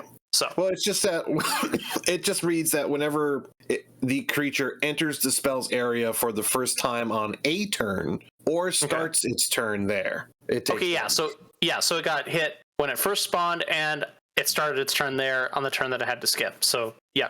We are good. It is an action to move the Moonbeam. Ah, cool. So you couldn't move it anyway. All right. Anything else you want to do, Yuka? No, that is it. All right. It is now the orange twin that you all can't see at the moment, can you? Me personally, no, unless Eagle can see it and he decides to let me know. 10, 15. Which I'm presuming he can, since he can see 120 feet that direction. Yeah, but I'm assuming you can't see through his eyes at all times. No. He would just telepathically tell you, hey, something's coming behind you. Yeah, he I would think that's literally fair. say there's something behind you. It would just be normal verbal communication. Okay, so Well, that's not one set. verbal, telepathic, but yeah. That's one set of move. Now 1, 10, 15, 20, 25, 30. Or no, that would have been 25. That's 30. Okay. Jesus. It's used both of its move actions. All right. Side is your turn. Cool. Well, it moved close enough where I can see it. Yes. Priorities. This one has orange colored skin. Yeah, it would. I can't retarget with Arcane Hand anytime soon. Man, I was really hoping for some purple stuff. I can get you a purple worm in here, but that one's arguably might be more dangerous. Can we not get any more worms on the screen? Please. Here, let me go look it up real quick. Sandra's so nice. No, you don't have to. Do not do it! Do not even think about doing it! Do not even not think about not doing it! I'm gonna cast a 4th level magic missile, targeting the first target. This one all the way over here. That is going to be 24 force damage on that one. Okay. Right? And So then 4. And you're doing this on the red one to the left? no, I'm doing this on the first target. Ah, okay, yes, the one to the left, yes. Yeah, basically, Sai's like he's targeting. He's looking at the one that's further away, and he can hear the other one approaching. He like kind of turns his head and he sees it, and he's gonna. So what he does is he starts running forward, and as he does, he throws some magic missiles across the battlefield that strike that one. Then we're also going to roll the clenched fist because I can do that as a bonus action. 14. Does that hit its AC? It does. Oh, yes, it does. Sweet, because I rolled really bad. So he's essentially a tiny F-22. And that's another 19 force damage on it. Again, same target. Yep.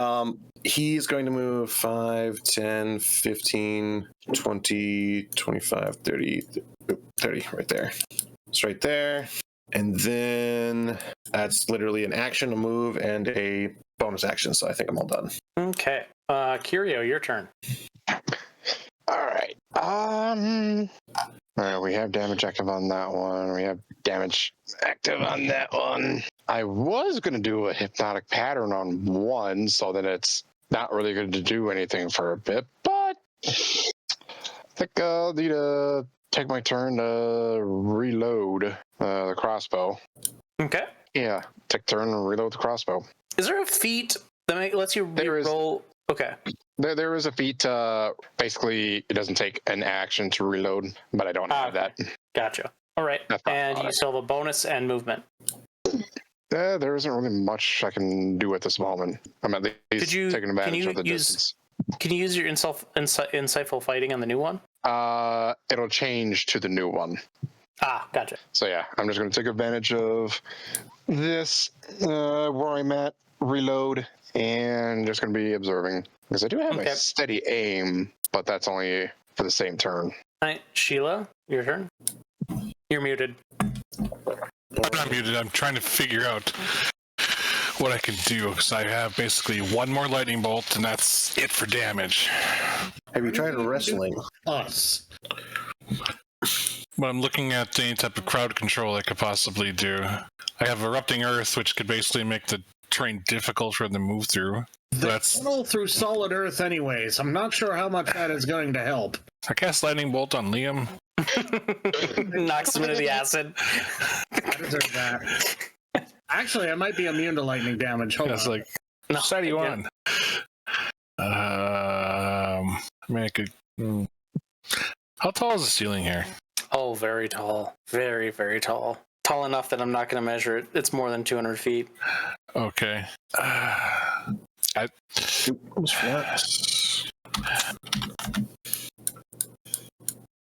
This over here, this is an actual like wall, correct? Or is this like a low wall, or is this ruined wall? The roofs are missing, but it's a wall. Okay. So, like it's I currently have blocked line of sight from the worm on the left, but not the worm on the right. Okay. Yes.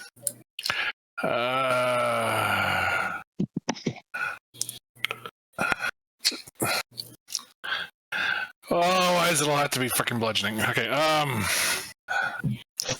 Yeah, I think focus firing the one is gonna have to be the best thing we can do.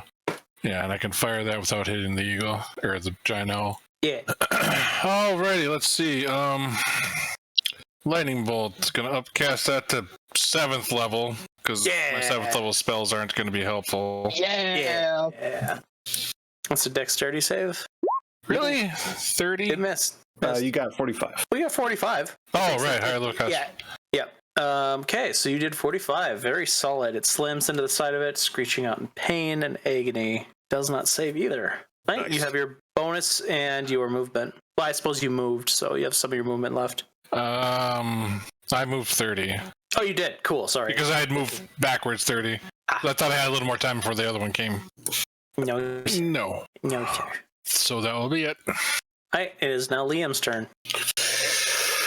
Go get him, Liam. I believe in you. Slow that other worm. Thing that I said that I could probably do. Maybe. I'm gonna try it. Go for it. I'm gonna target the orange one. Okay, that's the one on the right. I'm gonna go with bam. Oh. That's a charisma save, isn't it? Yee. Ooh. Charisma saving throw. Be banished. The target is native to the plane you're on. You banish the target to a harmless demi-plane. While there, the target is incapacitated. The target remains there until the spell ends. At which point the target reappears in the space and left her to the nearest marker space. Space is not fine. The target is native to a different plane of existence. The target is banished with a faint popping noise, returning to its own plane. If the spell ends before 1 minute has passed, the target reappears. Otherwise, if that space is occupied, the target doesn't return. Okay. That's concentration. Basically, if it fails, we have 10 rounds where we don't have to worry about it. Yeah, that's really good. Well, I doubt it's going to pass this save. What's your DC? Or 17? You're going to roll an 18. Nope. Oh. It has... So okay. This is what... I like this from Sai's perspective, where he's just like, oh, that's there. And he sends the magic bolts, runs down, and he goes to turn right and just sees this thing go, right, disappears. It's just... Sees it. Yes. Just gone. Temporarily disappears. Yeah. But Sai, I don't think you realize probably what happened, because it's divine magic, not magic. Banishment's on. It's not actual magic. I think I know this. Actually, I'm pretty sure I have this spell banishment. Oh, okay. So yeah. Maybe after a couple seconds you can figure it out. Yeah, maybe I didn't grab that one. From mine enemies, oh my god. Long story short, it's one of those spells that a lot of people get. It's just, yeah. I think Andrew got it, and he used it on one of the Gloom Hunters. The one that were targeting you as an assassin? That was Eckert, who you used. That was Eckert. Okay. Because that was a lucky roll, because that person had good charisma and they failed it. Yeah, banishment's on everybody's list. It's just I don't know the spell personally, but yes, I'm aware of it. Trivialized that fight, and then we just pummeled her when she came back. Yeah, when she popped back up, you basically just did fucking what we did in Dead Rising. We just kicked the Dead Island. We just kicked the zombie constantly. Dying Light. There we go. Where me, you, and Vinton just kicked them. Yeah. Okay. All right. Well, that one's fucked off for the moment. Moving on to. Bother to learn that spell is because Andrew's here. You have a bonus action, Andrew, and a movement. Let me double check a couple things. Cup of soup. Oh dear, I should not have been able to use Sacred Flame on that. Oh, why? It's 120 feet away. What's the range? 60. Oof. That's fine. It's only 6 damage if you had done. You arced it. Yeah, we'll say Talos guided you this one time. It's 6 damage. It's not a huge deal. Just remember that from now on. Yep. Objects that are in view were closer than they appeared. Like I said, I wanted to double check a couple things before deciding what to do next. Yep. I don't know how many bonus action spells you got. Right, I guess I'll just stay where I'm at. Okay. So now it's finally Red Twin.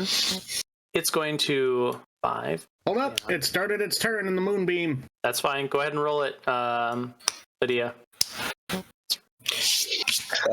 Sorry, the idiots weren't leaving me alone, and I had to give them some treats to occupy them. I was going to say, if you re-roll your Moonbeam, remember to, you upcasted it, so make sure you roll it at the same level.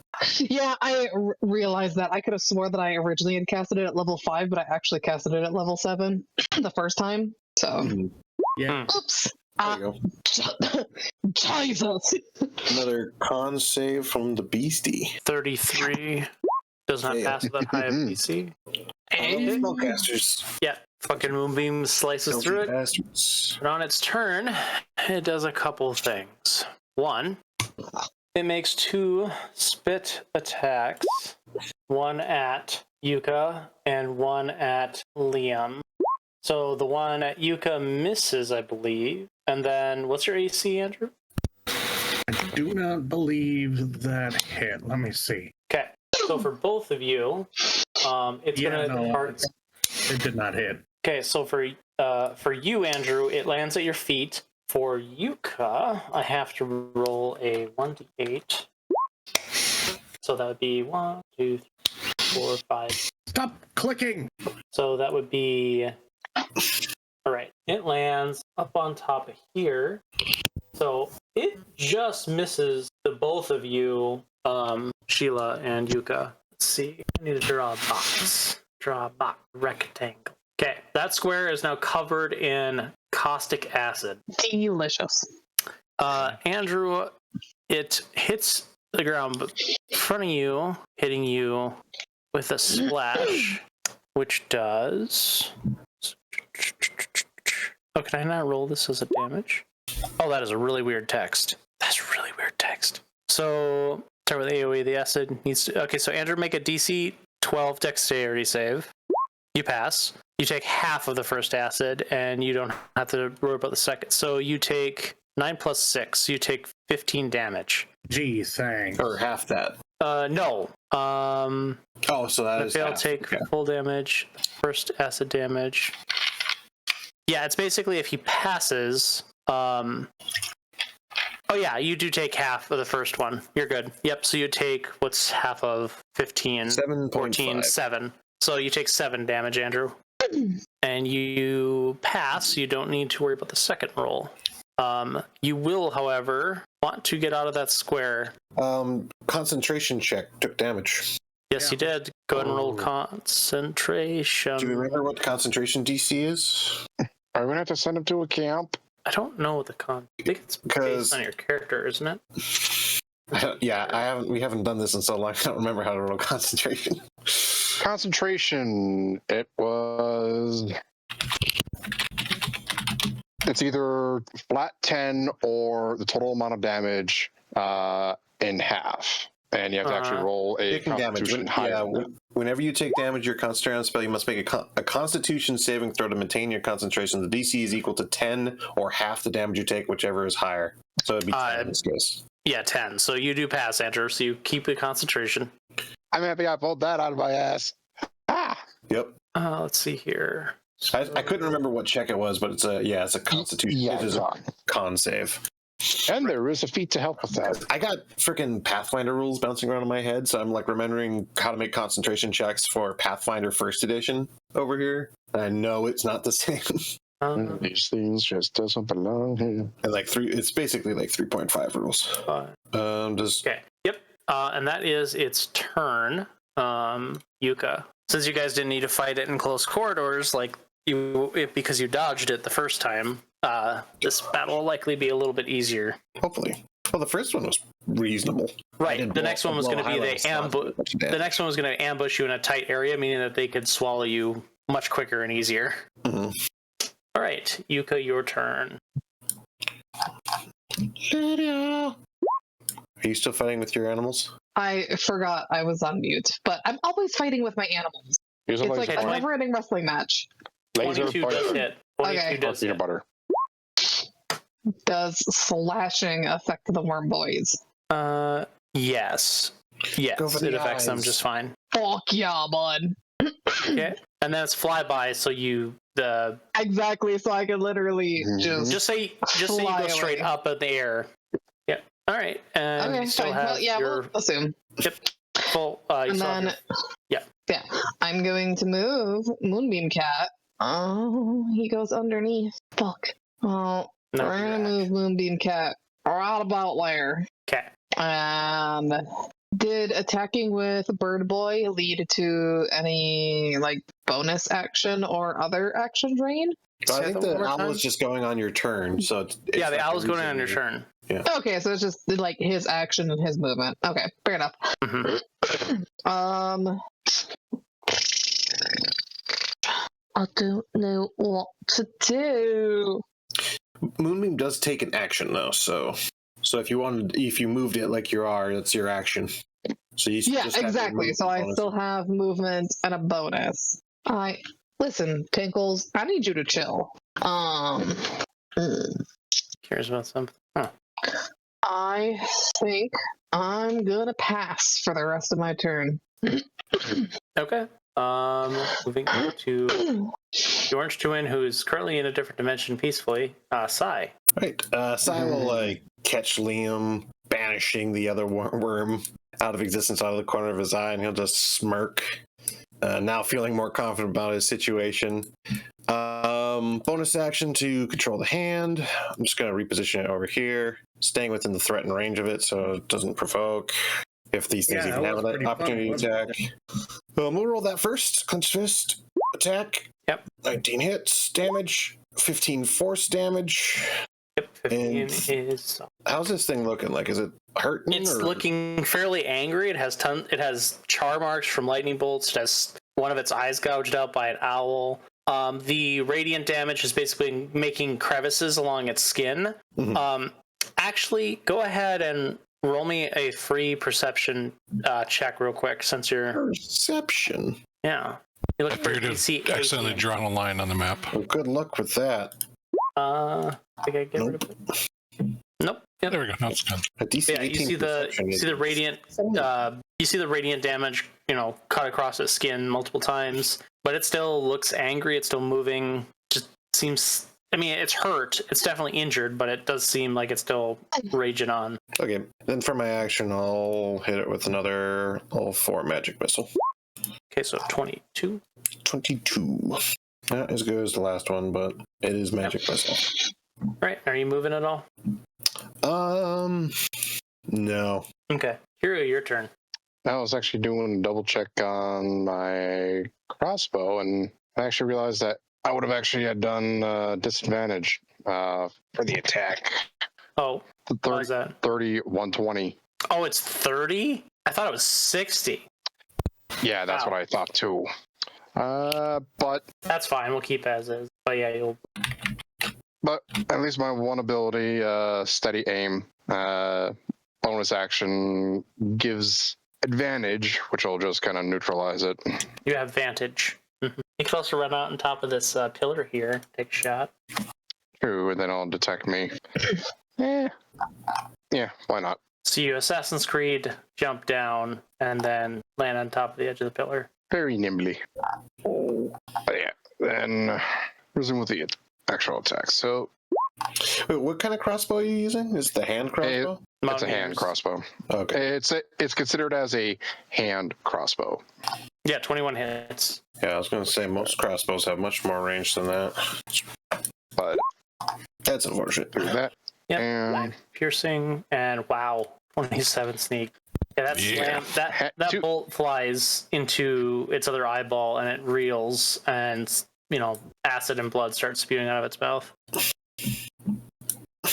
How dare you? Shame I didn't actually get that crit. That would have been like. But figure for the movement. You know what? I'm just gonna hold my position right there. Hopefully, I'll be fine. Okay, Shayla, your turn.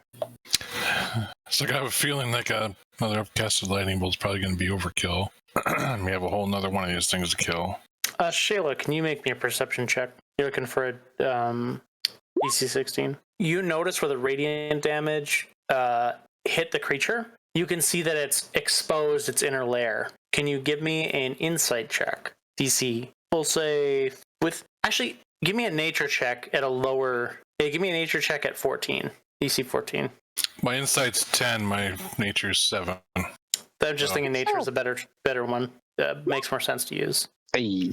Okay, where the moonbeam has cut through it, those spots are missing its outer flesh and now expose the inner flesh. You're pretty sure that if you decide to target that with bludgeoning, which would impose a if it's a targeted spell, a -2, an AoE won't work.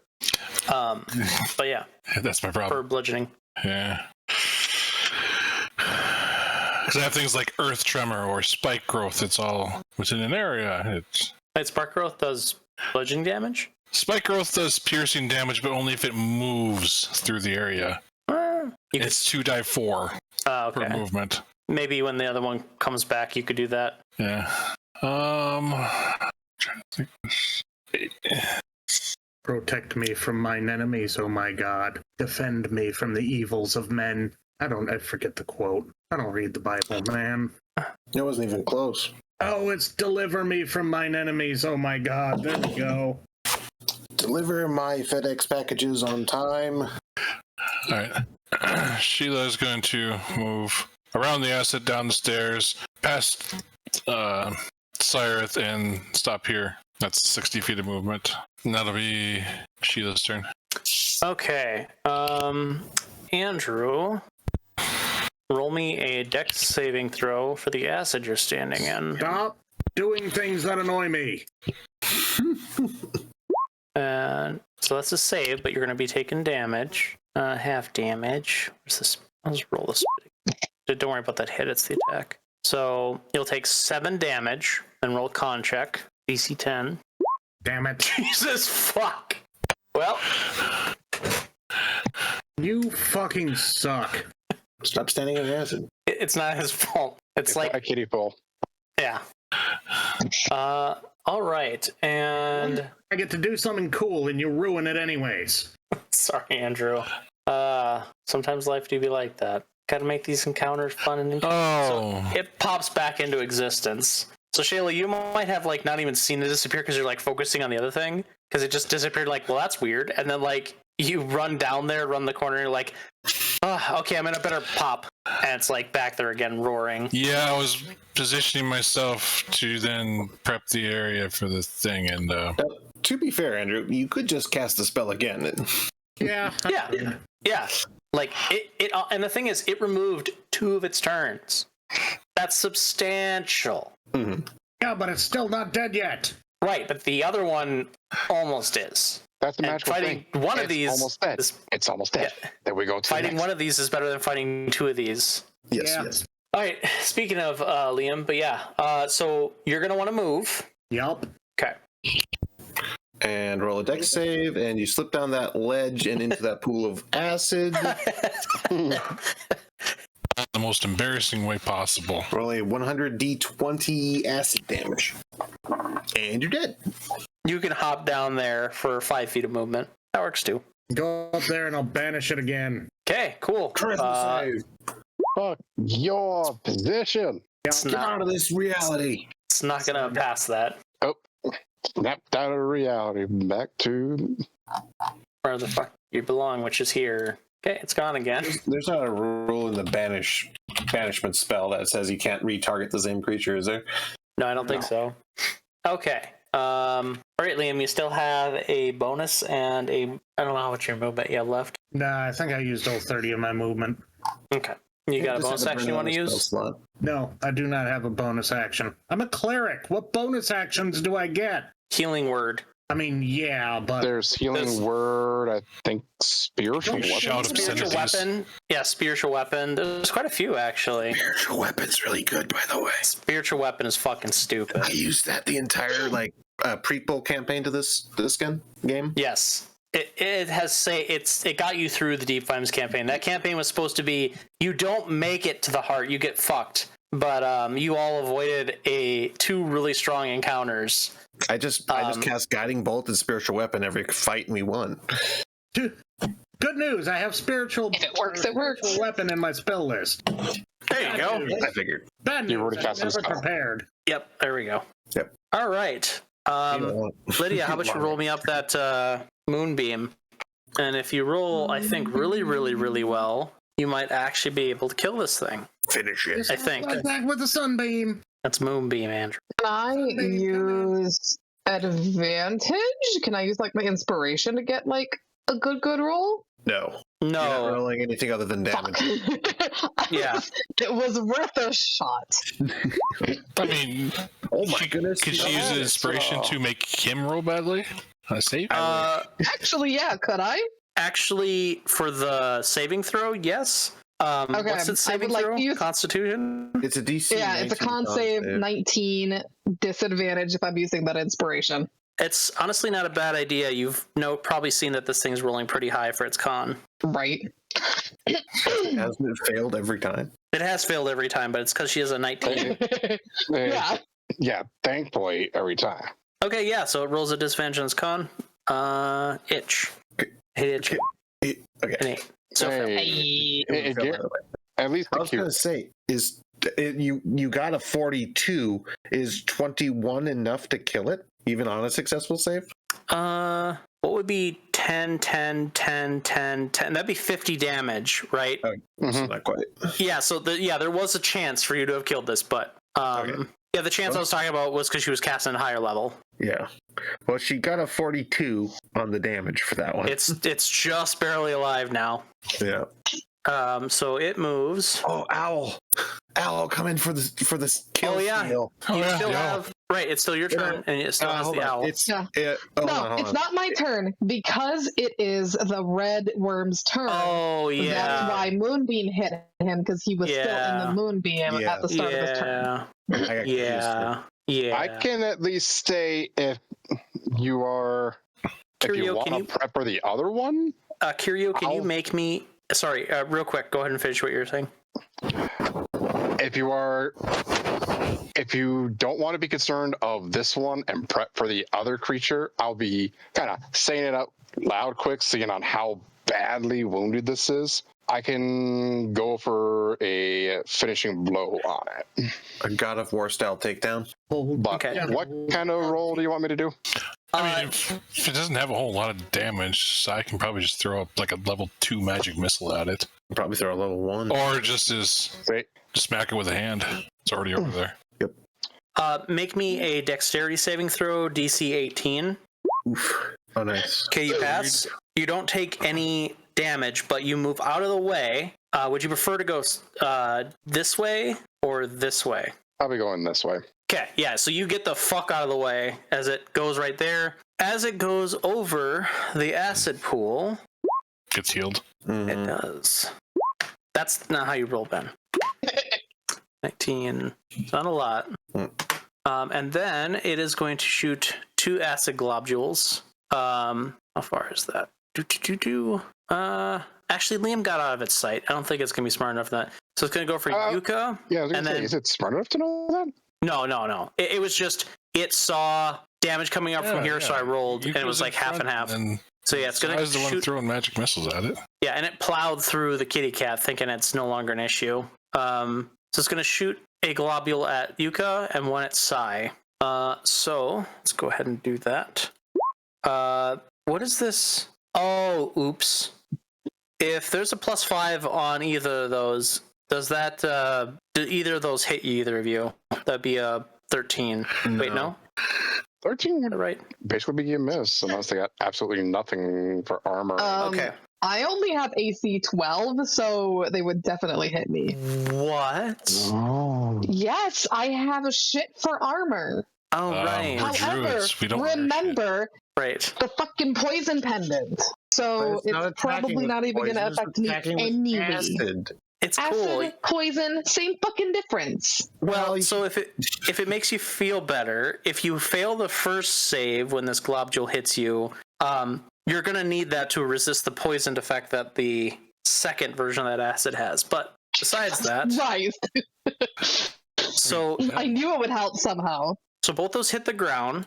So Well, the one against Yuka would hit if you rolled a 13. yes. So basically, what happens is Yuka, for you, go ahead and roll a Dex save. Otherwise, you're going to be taking double damage from this. Jesus. Hey. Jesus fuck. Okay, so while it does hit you, you're going to be still taking the full normal damage, but you did save. So you're just taking 14 acid damage. Okay. And there's going to be another globule in this spot. Why do I have a different color all of a sudden? What the fuck is this? Globule in that spot. And then Sai, that did miss your AC, correct? Yes. Okay. Yep. For you, go ahead and make me a Dex save. DC 12. Opening character sheet. Damn. Okay, so you'll take the full 12. Go ahead and roll a DC 15 con check. As also a fail. So you take 12 acid and 12 acid again, and you are now afflicted with the poisoned condition. So what does the AC target matter? What does that do? So what it does is basically if it targets you, if it misses direct hit, then if it hits the ground's AC, which is 10, then it just lands below you. So it's basically like a guaranteed hit. But if it hits you, then the acid damage does double and negates the half damage. Okay, so I would be taking 48 damage if it had hit my AC. Yes. So you take 24 damage and you are poisoned. I have to go look up what that status means again. Here, I'll give you a vial icon. All right. And let's see. Okay. That's good. And I don't think it can do anything else. It cannot. All right. Yuka, it is your turn. I need you to make me a Dex. One moment. Go ahead. I have to make another Constitution save, DC 12, because I'm concentrating on a spell. Oh, yes. You got it. Okay. No problem. Sorry, So go yeah, go ahead and make me another Dex save, Yuka. Oof, that's a fail. So you take. Go ahead and make me a con check, DC 15 con check. Jesus. Are you concentrating Remember, I on can't any be spells poisoned, right though. now? Moonbeam's Yes, I'm concentrating on Moonbeam. So Okay. another con check? So well, hang on. I see what's Okay. higher. You take. I need to roll it again. Oh, I have a reaction I can actually do. Sure. Give me 1 second to finish up Yeah, yours. So you 21 halved. That would mean it's 10 anyway. So you just need to make a DC. You need to make a DC 10 Constitution save to keep your concentration, your Moonbeam up. You passed. Moonbeam's still up. Okay, but you do take 21 acid damage. Though, since you have the poison resist ring, you do not gain the poison condition. You said 21 damage? Yes. I need to go to the bathroom, so I'll be right back. Right. All right. Now it's your turn. Well, Yuka is currently crying deeply, but Yuka will fucking move out of the acid Okay. So you could use your movement, and you could use your action to move the Moonbeam Cat. Okay. And we'll move Birdo over there, and we will attack with his talons. The talons. And we will fly hitteth. the hitteth. Fuck yeah. The hitteth. Okay. Gouges out another one of its eyes. What does he have? Like 3 eyes left? Can I use that reaction? Yes. Go ahead. What was it?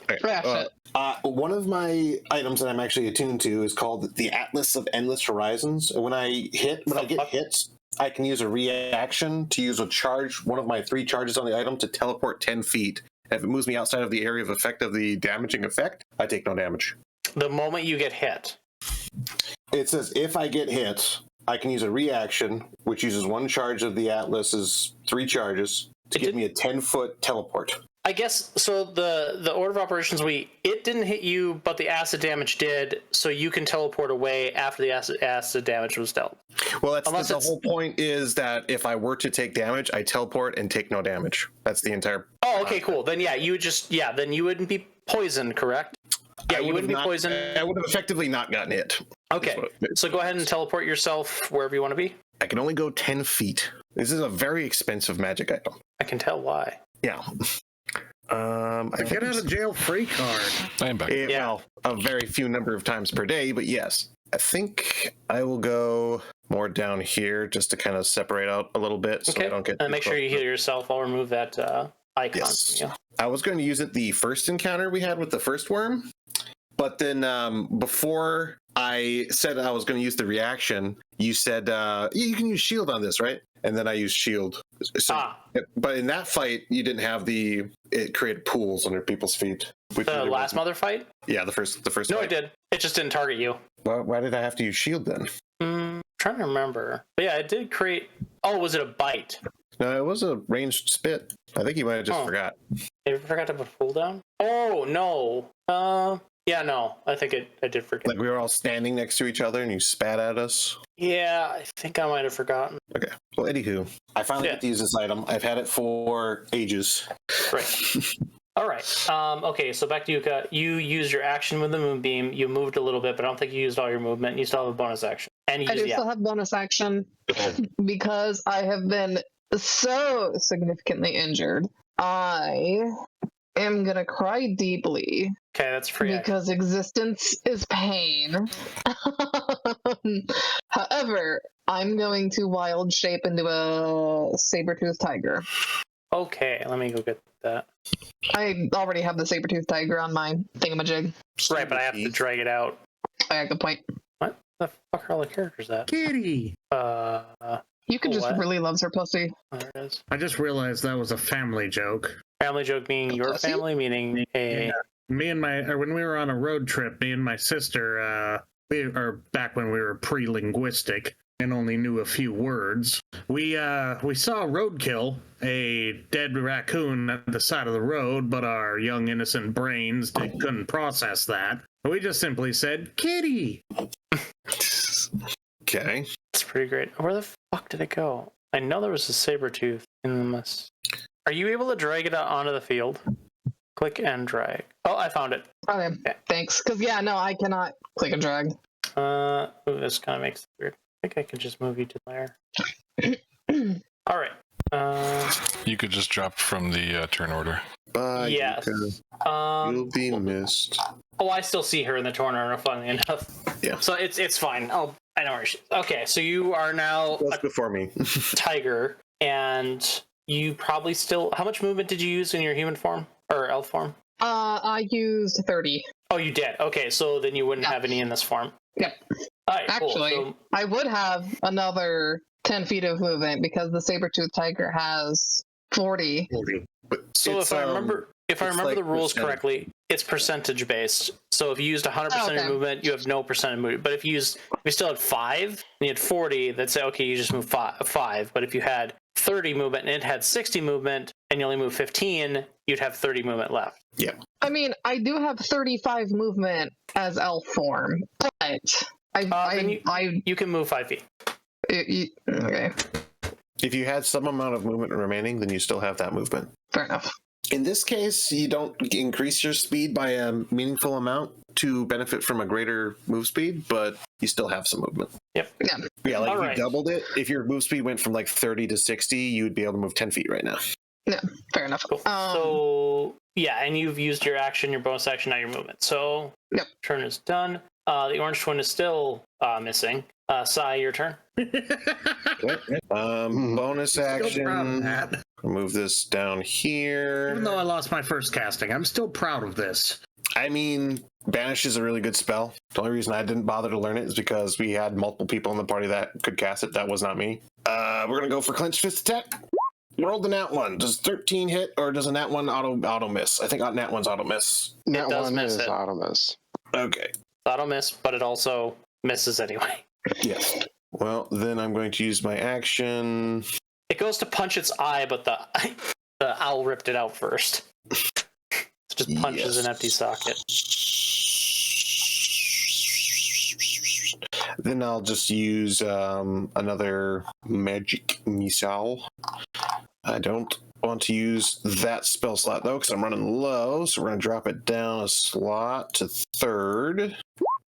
Okay, so that's 21. 21 more force damage. 21 force damage slams into the side of this thing. It is, you knock off like a corner of its mouth. It like falls down, drooping with like blood and viscera. It's starting to pool acid at its mouth. My God. Kill it with fire. Except for not really. Did you remember to give it the healing it got earlier? Yes, I did. Okay. Mm-hmm. I need to remember to keep reducing my duration on my spell. Yes. Okay. And I will move 5, 10, 15, 20, 25, 30. Right here. Okay. So like I run up the stairs. And you use your bonus action in the hand, use your action, use movement. Cool, we're good to go. Kirio, your turn. This thing in front of you is wavering. It has there are several eyes being held on to owls. Excuse me. All right. Yeah, it is very bad off. Since it's right next to me, I was going to actually mention of if someone could position their bird companions to be on the other side to at least allow me to get advantage, but that's fine. But there's a series of things I'm going to do. Yeah, but there's going to be a series of things I'm going to do. I will do a little bit of movement. I'm going to do both my feline agility and I'll also use bonus action dash. And I'm not going to move away at the moment, but I am going to pull out my sword, my hexam blade, and I'm going to stab it. That definitely hits. Then do that and that. Wow, 3 ones. Why is it blue? Because he got a 6 and a 1, so it turns blue in that case. Oh, interesting. I didn't know If that. he had no 1s, it'd be green, and if he had no 6s, it'd be red. Okay. But the 3 ones out. But a 1, yeah. So, yeah, I don't know, you tell me, but I imagine you leap on to the side of it and just start stabbing it. And as you're cutting into it, it's like a gaseous balloon starting to slowly deflate as it's screeching and hollering. You see the little wormlings on the ground that are here and there, like screeching and hollering too, more pathetically and smallly. And you've killed it. And figuring that would have been enough to actually take it out, me triggering all that bonus movement for me. Yeah. Let's see here. So initial movement is 30. Feline agility doubles it to 60. And then using dash to double that movement, I gave myself 120 feet of movement. Okay. And I am essentially just going to go run right over here in approximate location near where the other worm was. Wasn't it like off over here? Yeah, Yeah, it's like right here. Yep. I'm assuming you avoid all the acid pools. Oh yeah, easily. Nice. What? And Hang I'll on. have no what? I gotta look at the screen real quick. Michelle, can you do me a favor on your... Oh, wait, hang on, I'm looking at the wrong one. A gray blur rushes past you suddenly. What the hell is it? Roll a con Michelle, save, can you're you look to startled, the you lose top right? concentration. Huh? Shoop, can you see something off to your right? Yes. Can I not? It reset the map when the light level got changed. Okay, that's why. All right, continue. We're good to go. So that's your whole turn. Yep. And Did an attack and moved all the way over there. At least when it gets popped back in existence, it shouldn't know I'm right here. okay, so there's been 8 rounds since this thing has went AWOL. I'm gonna assume within. Well, no, because the spell was recast. Sorry. It's been. I miscounted. I was gonna say it's been 2 rounds since this thing went AWOL, so you have 8 rounds to reposition and set up however you're going to. But I'm keeping the initiative. Well, for me, I'll just be reloading my crossbow, and so go ahead and put yourselves where you want to be. Oops. Including the eagle and the hands and the. Beyond. How long does Moonbeam last? And how long does that hand last? I'll assume we're gonna stay in initiative, but I was gonna wait to my turn to call out to say specifically, once the hand is in position, drop the spell, because I can move the hand 60 feet around, but I only have like 6 more rounds of it, so I need 1 turn to move, and then on the next turn I'm ready. All right, so then what we're gonna do real quick, everyone go back to your original positions. But I still have I'll have 6 rounds at the start of my next turn. Okay, so Shayla, go ahead and move where you want to move. Go ahead and move where you want to move. I was going to move over there. Okay. Well, move like your normal turn order. So move 30 feet. Oh yeah. Or 60 feet or whatever you're gonna do. Take your normal turn basically. 6. Okay. Okay. I suppose I could. Is dash a thing I could do? Yeah. Okay, then I'm just gonna head over there. Okay, Liam, your turn. Go ahead and move or set up however you want to. What's your move speed? I'm wondering if it's a good idea to actually get up close and personal and use Destructive Wave. Destructive Wave is cool. It's not necessarily the most viable spell, but I love it. Yeah, it's better for groups. Yeah, I mean, all AoE is better for groups, to be fair. Well, I do plan on casting like Spike Growth. Which only works. I don't think it'll remove It's going to swallow him whole immediately, and then he can cast that spell from inside of it. No, not that. Oh, that has to be like double. That is hilarious. Just go get yourself swallowed and then cast Spike Growth in its mouth. Oh God. Delicious. See, my idea is that if we're all over on the left side, I cast Spike Growth. It's going to be slowed down. It's going to take. It potentially is going to take a little bit of damage as it moves towards us, and it gives us more time to keep our distance. Because if we get swallowed, we're going to get effed up. Everybody can see the circle I made, right? Yes. Okay. Yep. Darkness, what happened? Nothing. I moved. Is the light source moved? Okay. Suppose I could throw whatever I had casted a light on over there if you'd like. No, it's all right. I can still see over there well enough. All of my attacks I intend to use don't require Hey, Stump, you can remove that clean circle. vision Suppose anyway. I could dash. I can remove the circle. Yes. I'll just keep that there for when you're ready. So are you gonna? Can we ready stuff in this round? Well, it's gonna have to be when it comes back around to Liam's turn to drop the spell. Yeah, we can all just ready action to, as soon as it drops, we'll just unleash on it. Yep. So when Liam's turn comes around again, he'll drop the spell, and then you'll all get to go in order. Well, I'll let you do all your reactions, and then we'll go in order. Roger. Okay. All right, So, the red twin is dead. Yuka, your turn.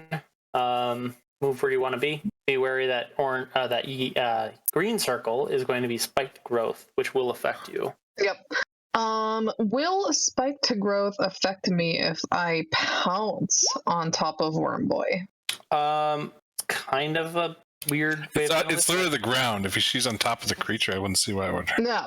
Yeah, I think you allowed me to do that with the tigers. Okay. Yes, I think we'll say you can do that. It doesn't change the fact that it's a risky venture because if the pounce fails, you will then be on the ground. It's worth a shot. As long as you appreciate it. So you want me to turn around and tell my squad to start looking on the ground? In any case, because where is Wormboy? Is he somewhere in this vicinity, or is he closer to this vicinity? The spike growth is the spike growth is is a little over there. Yeah. He's like Last over time here. you saw him was roughly here. Okay. So Bird Boy is gonna dash over there. I guess dash fly? Yeah. Is that a thing? Yes. Yes. Yeah. Okay. You can expend And- an action to dash, which doubles your movement. Yep. And obviously he's just gonna, hover above the terrain anyway. And then we are gonna use our action to start moving Moonbay. How I far? can only move it 60 feet in an action. Okay. Still quite a bit of distance. Yeah. All right. And then your turn's done. Yep, that's it for me. Okay, it skips turn. Sai, your turn. Sai, my follow-up action to Spike Growth is going to be Lightning Bolt. You may not want to be Okay. standing in front of me. No, yeah, I was trying to see if I could move somewhere else, but I can't get as far as I can't do what I need to do. Well, actually, I don't need to use my action this round, so I could dash. I think if I dash, I can get where I want to go. So I can go 20 feet here. That'd be 30 feet. Yeah, I could dash to get where I want to go. All right, so I'm going to bonus action move the hand. That's going to be about here. Is as far as I can move it. Okay. It levitates, so it goes over all the terrain and issues. Yes. Then I'm going to dash. I'm going to move and then dash, and I'm going to move to here. Oh, by the way, before we continue, did you want to move the Sabretooth closer to where it's supposed to be so you can leap on it?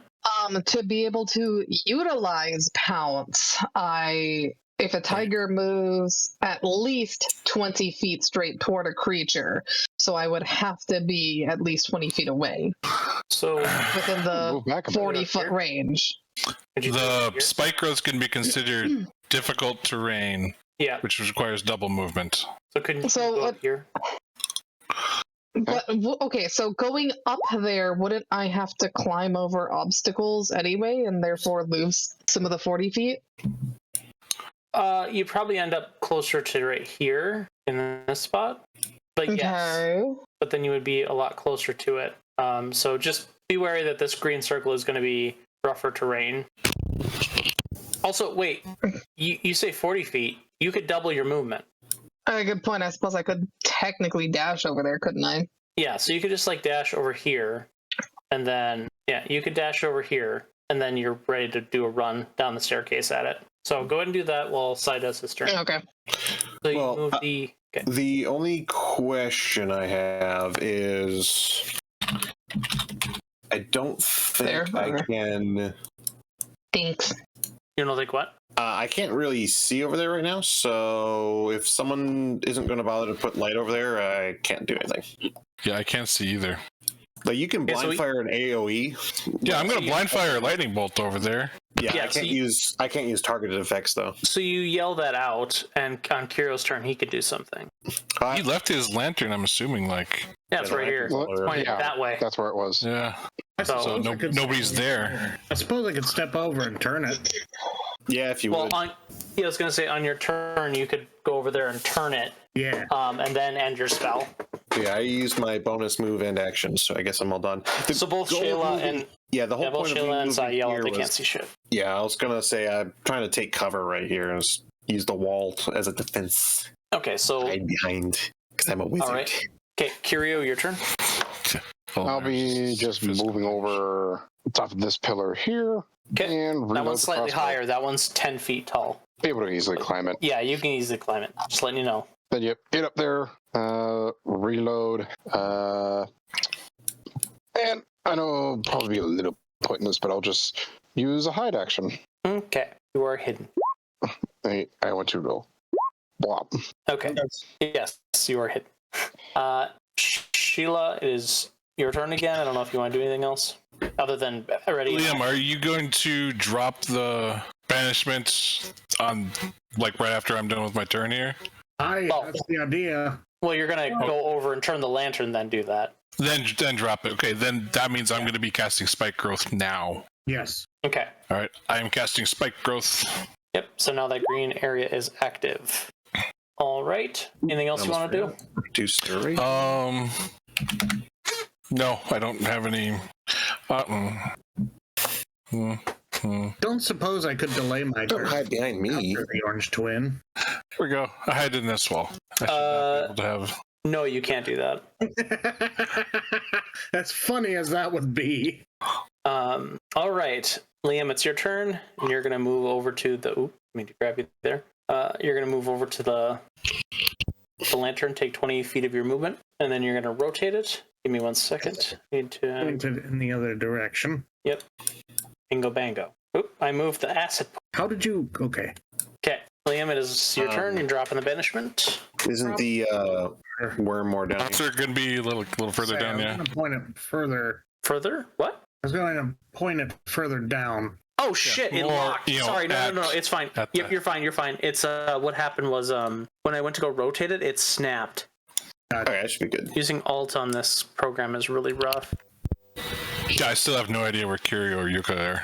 They're in the darkness somewhere. They're in the darkness. Thank you. I appreciate it. Oh no, I Just be in the light. Super janky. Sorry. There we go. Okay. I suppose I'll just pick up the lantern and shine it in that direction. I can still cast spells while carrying it. That's not inaccurate. Right. Anyway. The only So- downside is Ben will have to move the light if you move. Yes. Which is fine. But so Andrew, Shwapi, that spell doesn't actually, because so far you've used a 20 feet of movement and a free action. You still would have your bonus action and action after you drop the spell, correct? Yes. Dropping Okay. action, I think it's a free action. Okay. Dropping the spell is a free action. Okay. So yeah, then this thing comes back. It's right there. The spike growth trigger when it moves in or when it moves when it on. first enters and then while it moves through. Okay, so technically this would be first entering because it just popped into existence. So go ahead and roll that damage. Hold on, let me finish up my 30 feet of movement. What Yeah. does it look like when I hop this? In terms Oh, you're fine. You're hopping down. Gotcha.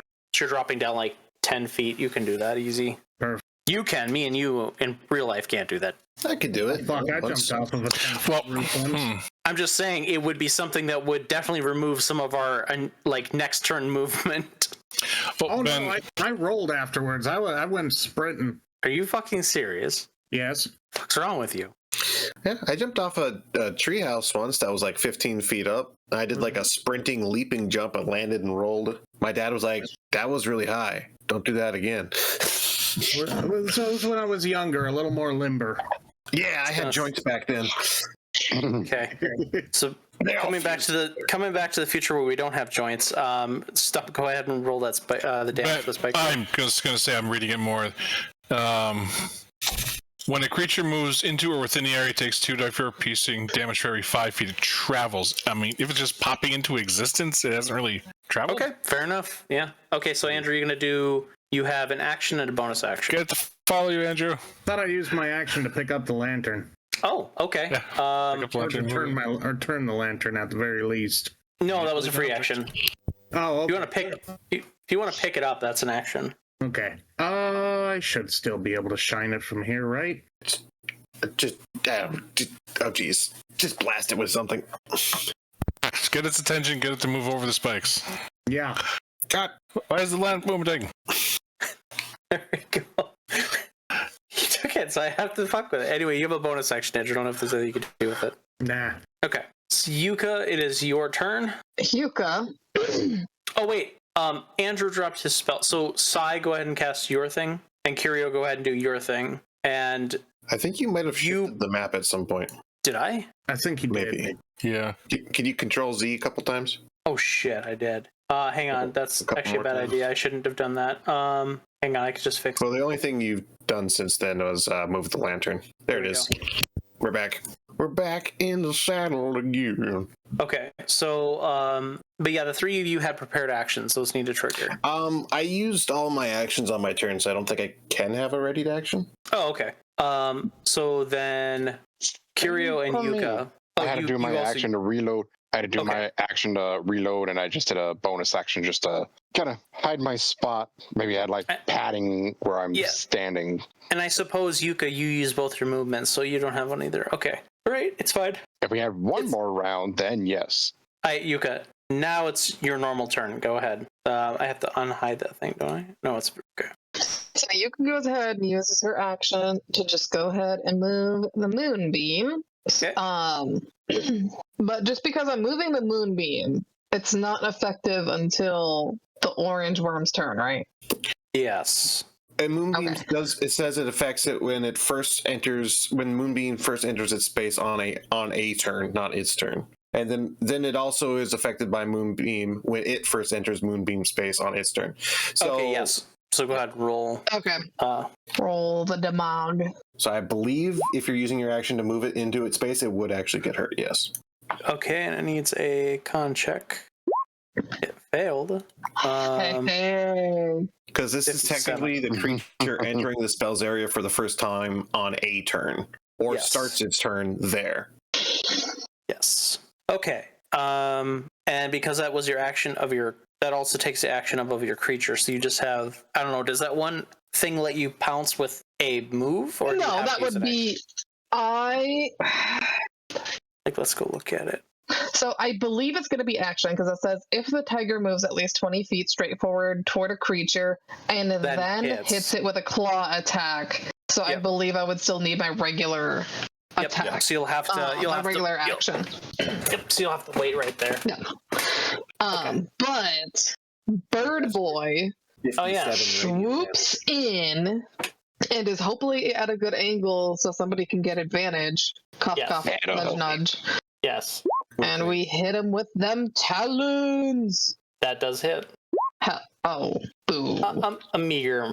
I know, it's something. It's Yeah. not nothing. All right. It's the Orange Twins' turn. It is going to. It just spawned. It's looking this way. It doesn't know the tiger's there. I think it tries to go right for Curio then. So, okay. Stump, go ahead and roll once with the spike growth. Also, roll a moonbeam damage again. Moonbeam. Did you see that she did freaking 57 damage? Yes, I did see that. 10, 9, 7. I cringed a little bit, but I did. Okay, 29 radiant. Then an 8 and a 9. What the frick?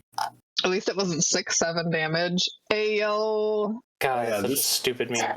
Look at the difference. Anyway, 29 versus 57. Right, it's such a big swing. Stump, go ahead and roll it one more time. Just tell me how many times it's going to move, and I'll just multiply the dice. Oh wait, no, it actually has a 10-foot bite. For every So 5 foot of movement, it does 2d4. Okay, so never mind. It would just been the one time. Okay. So 7. So a total 7. Yes, so I dealt that damage. Cool. All right. This is going at you, Curio. Does 15 hit your AC?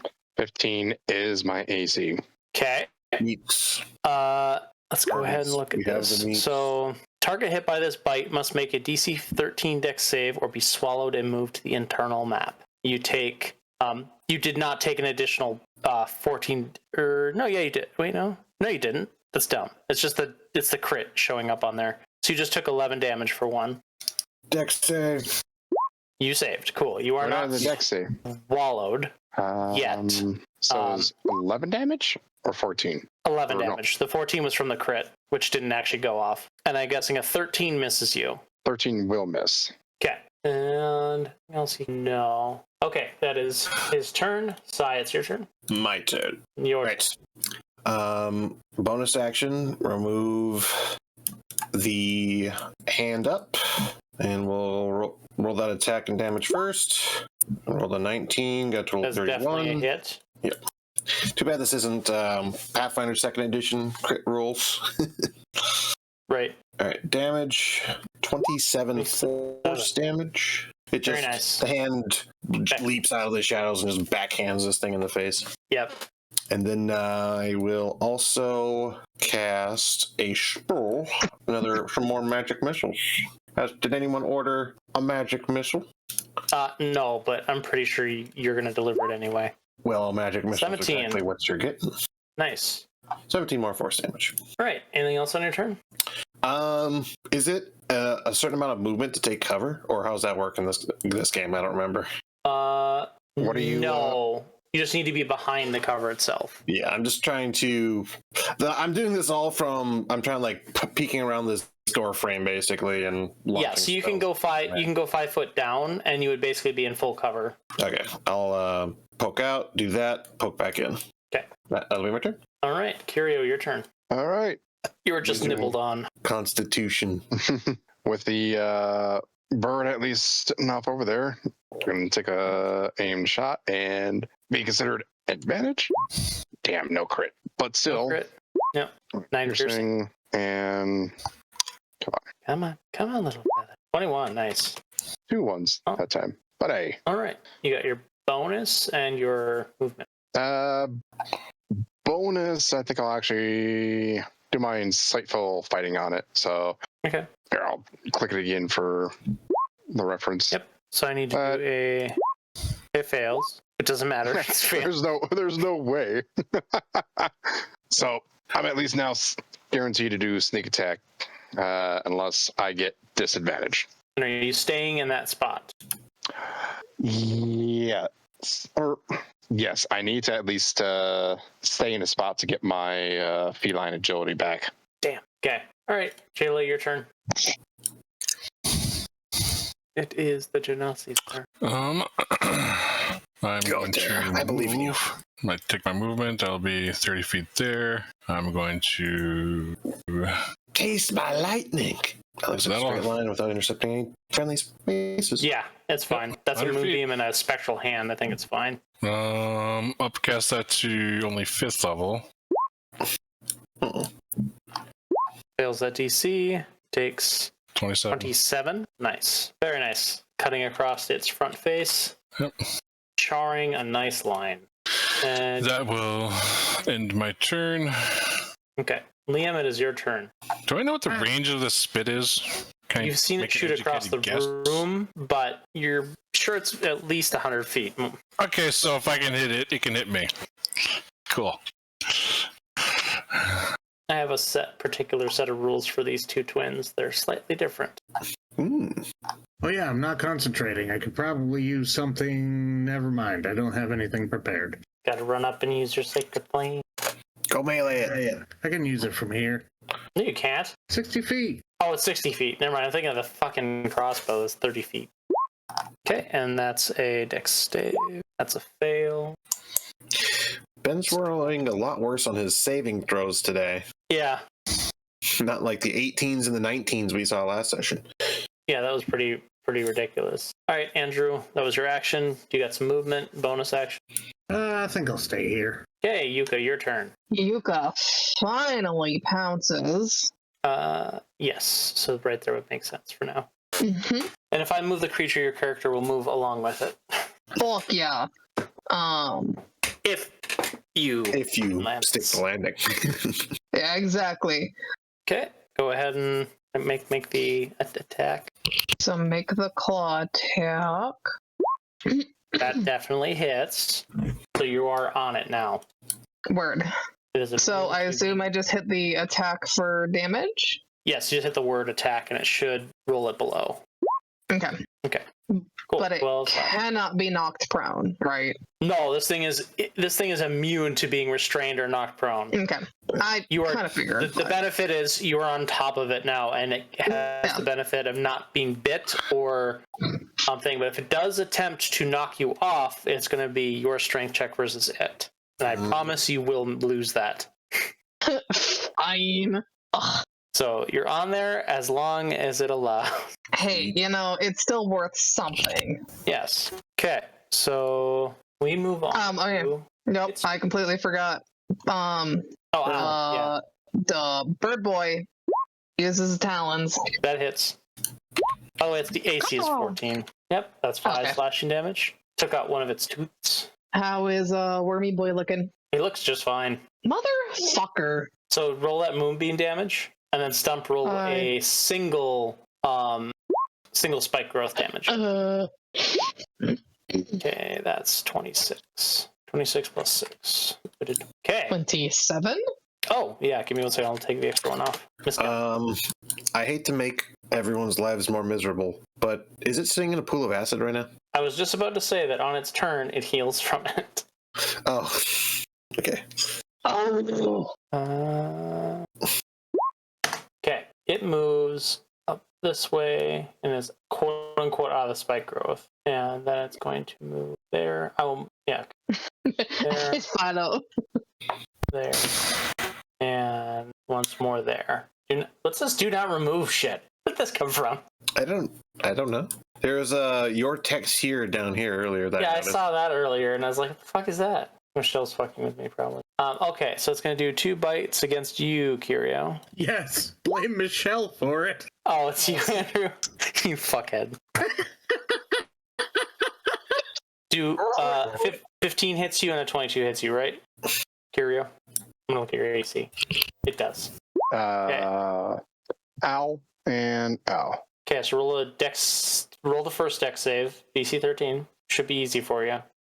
Yep. You really need to fuck this roll up to fucking like actually screw this up. Alright. Yeah. And then so you take 12 piercing, and then you take 18 piercing and roll dex 13 again.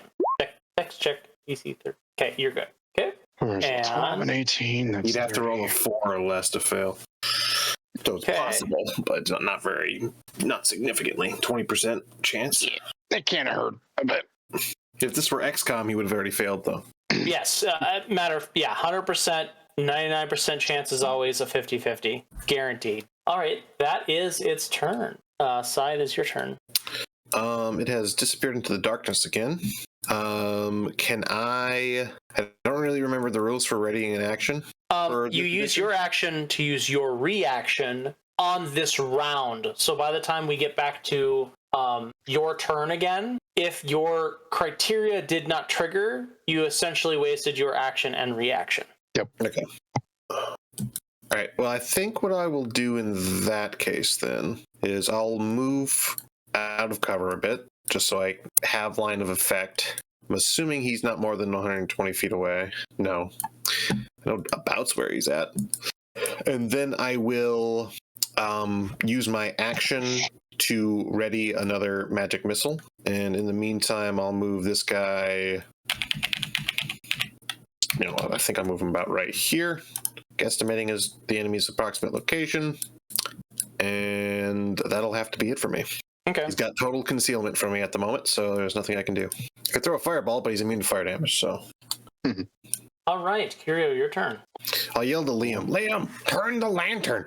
Well, I am going to move about this way. Should be able to easily climb that. Oh, yeah, sorry. My ready action is, if I can see him, I fire magic missile. Okay, so that would mean as long as Liam turns the lantern on his turn, you will still get your action. Theoretically. But going to go for a stab at him. And that should hit, right? That hits. And since I do have an ally at least nearby, I'll be able to at least proc the sneak attack. Yep. That first one. The first one. Okay, it's like, what the fuck? You don't get to do that twice. Surprise, motherfucker! I mean, you rolled very nice. 2 6s and 3 5s and a 4. Yeah, so... And only 1 1. Very good. Proper sneak damage there. All right, what else are you doing on your turn? You know what? I'll use my bonus action to do the dodge. I'm going to try to at least keep it here. Dodge, bitch. Get out the way. Get out the way, bitch. Get out the way. Who knows the reference? I do. Oh, yeah. DBZ abridged. But yep, bonus action dodge, and that's all that I should do. Okay, Shayla. All right, well, this is kind of pointless now. I'm going to drop concentration on spike growth. Okay, it is going. And then I'm going to do my movement over there. And I cannot see anything over there, so that's the end of my turn. Okay, Liam, it's your turn. Turn the lantern.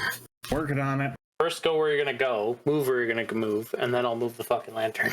Go here and I'll turn it in the direction. I have the GM layer up. It's kind of... Oh, there we go. No, I would have asked me to like... Oh, that's... Hey, I guessed where it was pretty accurately. There we go. Sweet. So that triggers side stacks. Go ahead and do your magic missile. Magic missile. If my sheet will open. There we go. It won't. Someday it will. We're down to level 2 spells. I really hope you guys can increase your damage outputs, because my damage output's only going to fall. Okay, Andrew, continue the rest of your turn. I think that's about all I can do. Sacred Flame? Not enough range. What? 45 feet. Oh, Right here. I guess I can. You can hit Lydia at this range. All You right. could do that. Okay, I target Lydia. Okay, good job. Lydia dies. So, oh no. So the random flame appears in Lydia's actual house. Just murder. God damn it, not again.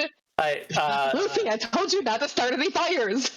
So the voices keep telling me to do so. Is it a save or suck or is it half damage? That's a save or suck. Okay, well that's the first time I've succeeded on any roll for its saving. So yeah, that doesn't do any damage. Darn. Well, I tried. Right. Yep, Yuka, your turn. You finally rolled good on your damage, and then it frickin'... Well, actually, you just rolled average. Is it? What's the roll on that? Oh, it's 3 die 8. So that'd be 24 is the max? Yeah. So, yeah. Yuka, go ahead and go. Whale. Yuka moves Bird Boy and attacks. I do it what? You violated the law. I'm listening to Oblivion music right now, so it's hilarious. You said he was a AC 14, right? Stop! Yes. The body's still warm. And I am. A insignificant amount of damage. In case, just as a reminder, Lydia's damage isn't just slashing; it's slashing magic. Oh no! All the damage she does is except for the bird. The bird is doing slashing, so it's fine. Yeah, I figured you already had that figured out. I just want to make sure.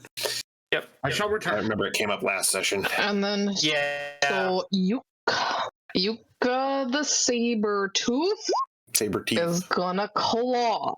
That is a definite hit. And also only does 10 slashing. Insignificant. Oh, god damn it. I knew I should have moved fucking Moonbeam over. By the way, there's tons of these little worms around, by the way. Like, they're just everywhere now. They're on its back, it's on the floor, it's in the pools. There's a lot more here. Is Bat Boy at least enjoying his snacks? I think he's terrified right now. Okay, fair enough. Good. As you figured out, Bat Boy is immune to acid damage. Oh, he should be helping us. Tell him to get in here. He's swimming in one of the little pools. I don't want him to get hurt. He's my friend. He'll be fine. We're gonna die. Shoop, can you roll a Dex check? DC 18. Is it moving? Yes, it is moving through you. Probably fine. Yeah, you're fine. So just pick. Actually, no. I'd say you have to go here, one slot down. It was there, 17, 20, 25, and it activates the legendary action, Birthing Spring. See, I told you. When either of the twins enters the birthing springs and uses action to call for the young to attack, the first time, once per combat, heal 10d10 plus 10 for each player. Each player takes 64 piercing damage. Excuse the fuck out of you? Hold on. I'm going to actually say this. While it's actually moving past me, attack of opportunity. Yeah, that's fine. Go ahead. And before I heal it. I think you still get stealth, don't you? Yeah, I don't think it's anywhere not stealth anymore, but... Yeah, I mean, damage is damage. Hey, that's actually a full-on max. 10 points. Okay, and then the sneak? Or is that not trigger on a... No, yeah, it doesn't. No, it's 1 per round. Okay, yep. All right, yes. Yes, otherwise then it'd be like... I think it was a D&D 4E issue that they had that where rogues could trigger the sneak attack multiple times. And there was like some builds where you could dip into rogue like 2 or 3 levels and then just be anything else and you just fucking... Like, I think it didn't even restrict spells or anything. It's just like everyone would take a 3-dip rogue and it's like, cool, I cast Fireball. It does sneak attack damage. I can't remember. There was something goofy about how it was worded, but all right. But yes, I realized it. Oh, hey, it moved away. It was any targeted spell, so think something like a firebolt. It's going to do a bunch of dice damage, and since you have to target them, you can still sneak attack. Yeah. So I don't remember if it allowed for AoE, but I'm guessing not. Remove that. Okay, so it healed 75 HP. Now, each of you need to roll a dexterity saving throw DC 16 or suffer 14 piercing damage from all the little worms around you. Total of 0? Wow. Total of 0. Oh, Curio, you rolled low. Oh my god. Oh, God. We all get eaten alive. What is my Dodge gives you... ability well, check no, it's a at... What do my reliable talents actually work for that? What's reliable talent? For the saving throw? For skill. Make an Skill. ability check that Yeah. lets you add your proficiency bonus. Yeah, that doesn't... No. Is an ability check considered dexterity saves? I don't think so. It would say saving throws. I think it means skills. Saving throws are different. Yeah. I think Yeah. if you like ask him to make like a strength check on something, that would count, or a skill check on something, that would count. Mhm. Oh, because of acrobatics. well, Liam, you need to roll. I can at least take advantage of the my evasion ability though. So I'll take half damage since it is dex based. That is true. It is. It's not. But it's not. You're not asking for half damage. It's either all or nothing. I'm back. Oh yeah, because I think evasion is for. Yeah, because No, if fact that you allows you fail, to you make take dexterity save. half, and if you Well, no, succeed, yeah. you take none. Certain area effects. This isn't an area effect. These are just. It's just attacking. It's a weird effect that requires a dex save but isn't an AoE. Yeah. I'm back. What happened? I'll let you have it, Shoop. I'll let you have The it. worm completely healed everything we did to it. Now all the little worms are eating our butts. I see. Yeah, Shoop, you can take 7 damage. Everyone, Liam, you need to roll a dex check, DC 14, wasn't it? Yep. Yeah. Okay, so the total damage was 14, correct? Yes. Or DC 16, there we go. You saved. Okay, so Liam, you it's don't take 14 any damage, damage. Liam, you don't take any damage. Everyone else takes 14 damage. Kiri, you take half damage. So yeah, like you're all focusing on this thing, and these things have been harmless up until now, but they start like nipping and biting at your clothes, and the teeth are sharp, and they're going straight through your clothing. Liam, you're down by I think with the 0 dex save, you like you see them start to rile, so you like kick them, and they fly onto Sheila, and that's like. So yeah, so everyone's getting a little nibble. Yeah, Liam, you definitely dodge like a big group of them that leap at you, and they all just fall on Sheila. Go ahead, Andrew. What was that? Do you have any idea where they are, or are they just everywhere? Everywhere. They're just kind of everywhere. They're being riled up by their It's a map larger effect. sibling. Yeah, it's a map effect. Wait, it healed all the damage we just did to it. Not all of it, no. Well, it healed It healed 75. hit points there. Yeah. So quite a bit of So it. pretty much. And so when it's in this pool, does it constantly heal, or No, does that this pool is- disappear like the other That would be bullshit. It is a once per Oh, combat thank effect. fuck. So if you That is the fuckers phrase ran I would away, leave. if you fuckers ran away, it would trigger I'd again. teleport away, and you guys would be like, "Where'd Sai go?" It's like we really missed that force damage. Freaking! It's in the Sai, your darkness turn. again, Liam. I can't see it, Liam. Yeah, I can't see it either. Question: Can you make an attack on something that's got total concealment? Yes, you just have disadvantage. Okay. Well, in that You case, you saw where it moved. in that So you case, basically can make it a can that assumption. hand So hit it right now? what does your hand say? Is this something you need to see, or something it needs to see? I don't think it's know if he it needs- can perceive. So make I'm- it attack at disadvantage Yeah. to bitch slap in what's the word? Shot in the Yeah. dark. I can't A bitch actually slap in see the it, dark? but I'm guessing where it is, and it's going to try to hit it anyway. Yeah. Disadvantage would be a 14. A 14 meets its AC. Huzzah! Clench fist. 16 force damage. Pow! Right in the And I cannot use magic missile though, because that requires me to actually be able to have line of sight Yeah. to the target. I have to be able to see it. So in that case, I'll use my action like I did the other turn to ready my reaction to use another magic missile as soon as I can see it. Seeable again. Okay. Kirio, your turn. All right. I'm almost out of duration on that spell. We have to bring it down. Because of how much I've been beaten up, I am actually going to, with my sword, for activating it, I am essentially going to tap it against the ground, make it ring out, and I'm casting this on myself. Mirror image. Ooh, neat. My This is the one where I have to roll a bunch of times to hit a certain thing, isn't it? Yep. Well, you roll, and we have to figure out if you hit one of the images or him. Yeah. Okay, I remember this now. Okay, that's fine. Let's go after this. Yep, as a defensive measure. And I will also do bonus action dodge just to incorporate disadvantage attacks on me. He'll never hit me. He'll never hit my tiny head. Look at my head. It's so tiny. I got such a freaking tiny little head. Okay, moving to Sheila. Got lightning bolt again. Grab the lantern from Liam and turn it. I can also be full on pointing where it's actually at. Yeah, I know where it is. I just don't have line of sight. All your mirror images are pointing different directions. It's clear which one's you, but it's still funny. Sheila, your turn. Been muted. Awesome. So, anyways, I cannot see anything over there. Do you see the line that I have drawn there? That is a line you're going to draw? That's where you're going to fire? That's my that's where my lightning bolt's going to go. Weird. Okay. Go ahead and roll it up. I'm assuming that's where the You could prepare an action. Yeah, you prepare an action to use a reaction to hit at the moment you see it. That's if you need to. I think the lightning bolt might be the best action here. Well, I think you can still cast lightning bolt with a yeah, but he doesn't need to. Is the point though? Oh, unless you're worried unless he's missing it. He's worried he's going to miss. Yeah, I have no idea if I'm going to hit or not. I'm pretty sure the pool was in the center of that thing. Yeah, which I'm pretty sure I'm going through. And the thing is like 20 feet wide.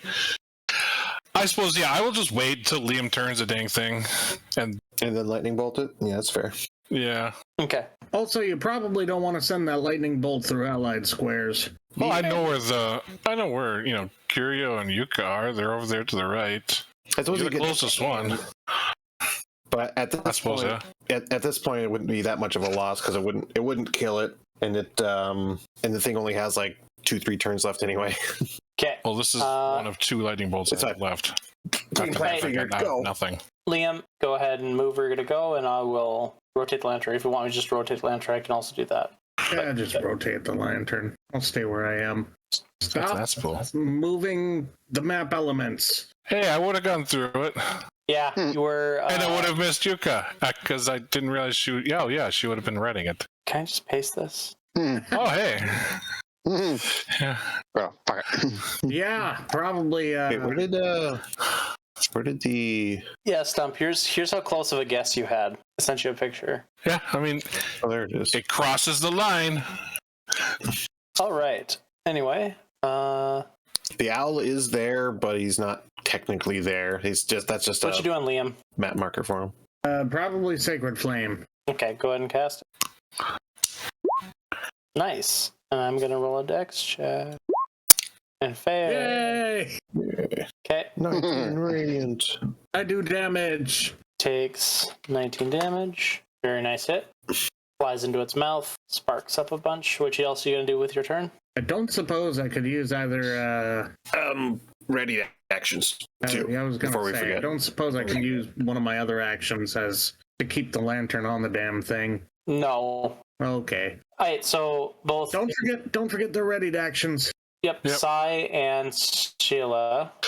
Sai first. Roger. Rolling. 17. 17. Okay. Slams into it. Yep. That's it for me. All right. Sheila. Lightning bolt. You probably would have hit the lion if you had fired blindly in the dark, to be fair.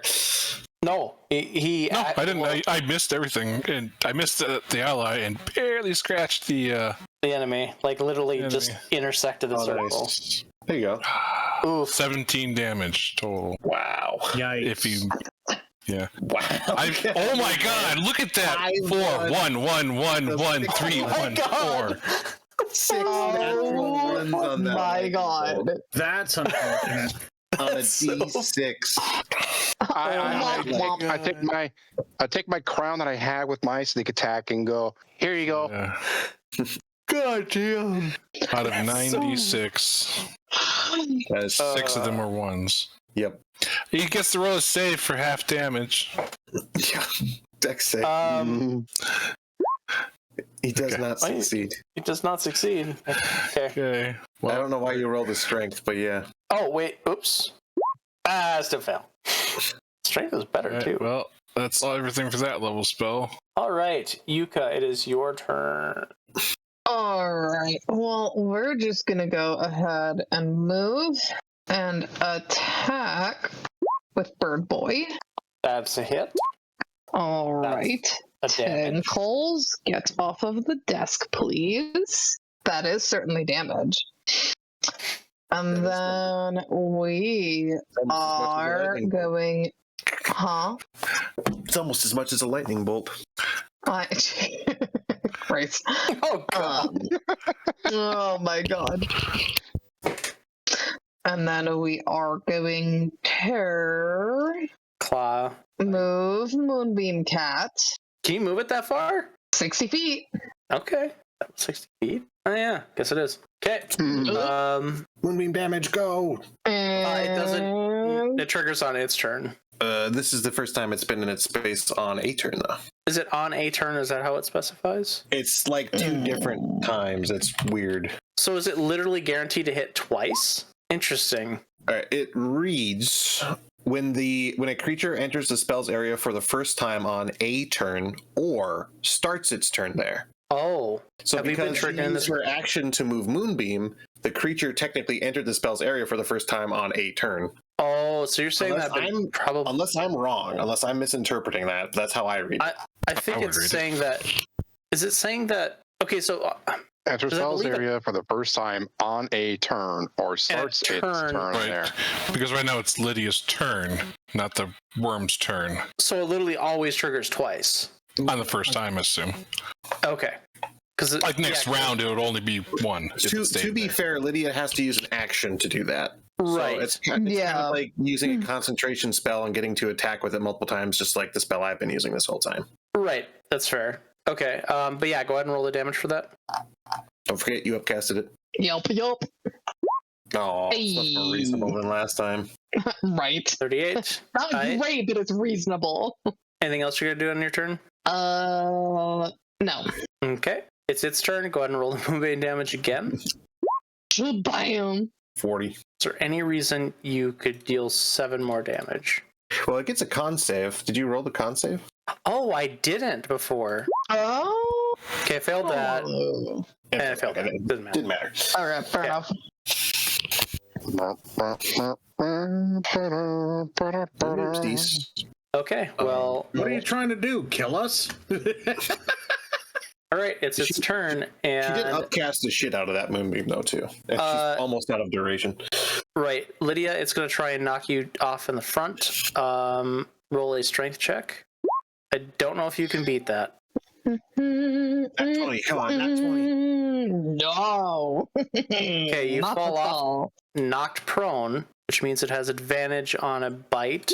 That's Okay. 21 hits you. 21 sorry, does it rolled save twice. your tiger. Okay, so that's 10 piercing damage and roll a dex 13. Or dex saving throw 13. Dex saving throw DC 13. meats. Just meat. Okay, and its second attack. Second attack was a 25. And that does 24 piercing damage. Holy moly, you rolled almost max damage. You were 2 down from max damage. And roll another dex saving throw. Why? Because you're being eaten alive. Because you're being eaten alive. That was- Finally. that was Get also over here. 30, that was also 34 Oh, no. piercing damage. Yeah, that was also 34 piercing damage you took, so make sure you're still in cat form. Yeah, I am was gonna still say in how cat much. form. Awesome. I have 4 HP in cat form. So, Yeah. Oh, so Ben, just out of curiosity, mechanics-wise, if I throw a lightning bolt through that thing, am I going to hit Yuka? Yes. Only if it goes down its mouth and then through its body. No. I mean, it's a line attack. Everything in that line. All AoEs that target the creature while there's a person inside deal damage to it. But I'm not It's targeting the reduced.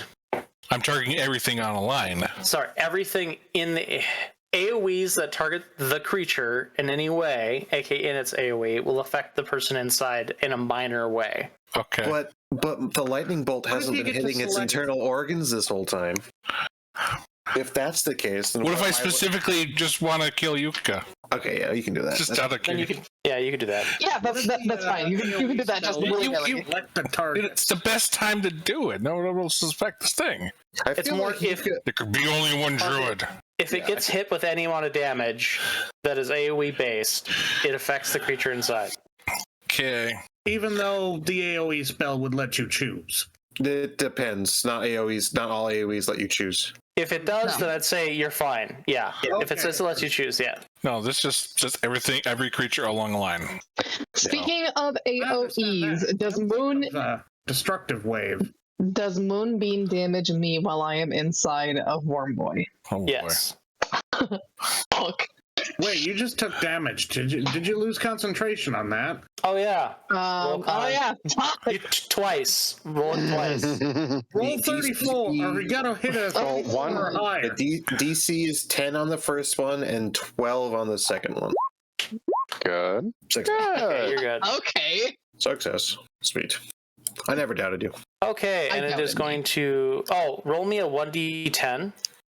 Why is it only 12 on the second one? Huh? Oh, it's half damage. Yeah. Half Damage, yeah. Yep. Okay, yeah. 4. This edition is a lot more forgiving and 1, concentration. 2, 3, 4. Yeah, you're touching the acid pool. Also, if you actually have the so Wardcaster feat, gives you advantage. inside the Gross. twins. Let's see. If the character steps in an acid pool within the mother, or I forgot to change the acid pool. Make a DC 16 Dex saving throw, or take 3d6 plus 6 acid damage. Jesus. Hey. You pass, so you don't. You fall. You fall in there. You're safe. It is going to use its legendary action, which did not get used for either the twin or the other mother first time, which is digest. Oh, that shouldn't be an attack. That shouldn't be an attack roll. Any character on the internal map needs to make a DC 16 Dex saving throw or take 2d6 plus 6 Oh acid my damage. god. But the main thing was supposed to have people inside of this goddamn thing. It was like the main thing. Success. Okay, you do pass. It's almost And as since if you- for gamers or something. And yeah, let's see. Is It does half not trigger damage its. or no damage. No, it's just no damage. Okay, sweet. Sorry, I'm just fixing something. What happens if Andrew banishes it again? Absolutely not. No, do not. I mean, Uh, the spell is only a single target. He's not technically targeting two creatures. Okay, and it's once per combat legendary action. After consuming a target, it may make one additional 10-foot move and one additional attack. That's rude. Can it even move out of the moonbeam? It can. It's going to. And then it's going to strike at Curio with one singular bite. Well, you're about to have company. Hey! That, Oh, Lord. Assuming Curios I'm glad that I at least had done the dodge bonus action. So that is not a crit. But now we're gonna do the fun thing of not the moonbeam, but see if he actually does indeed hit me because I casted that. Oh, right, yeah. What am I going to do with this bullshit? How do I go?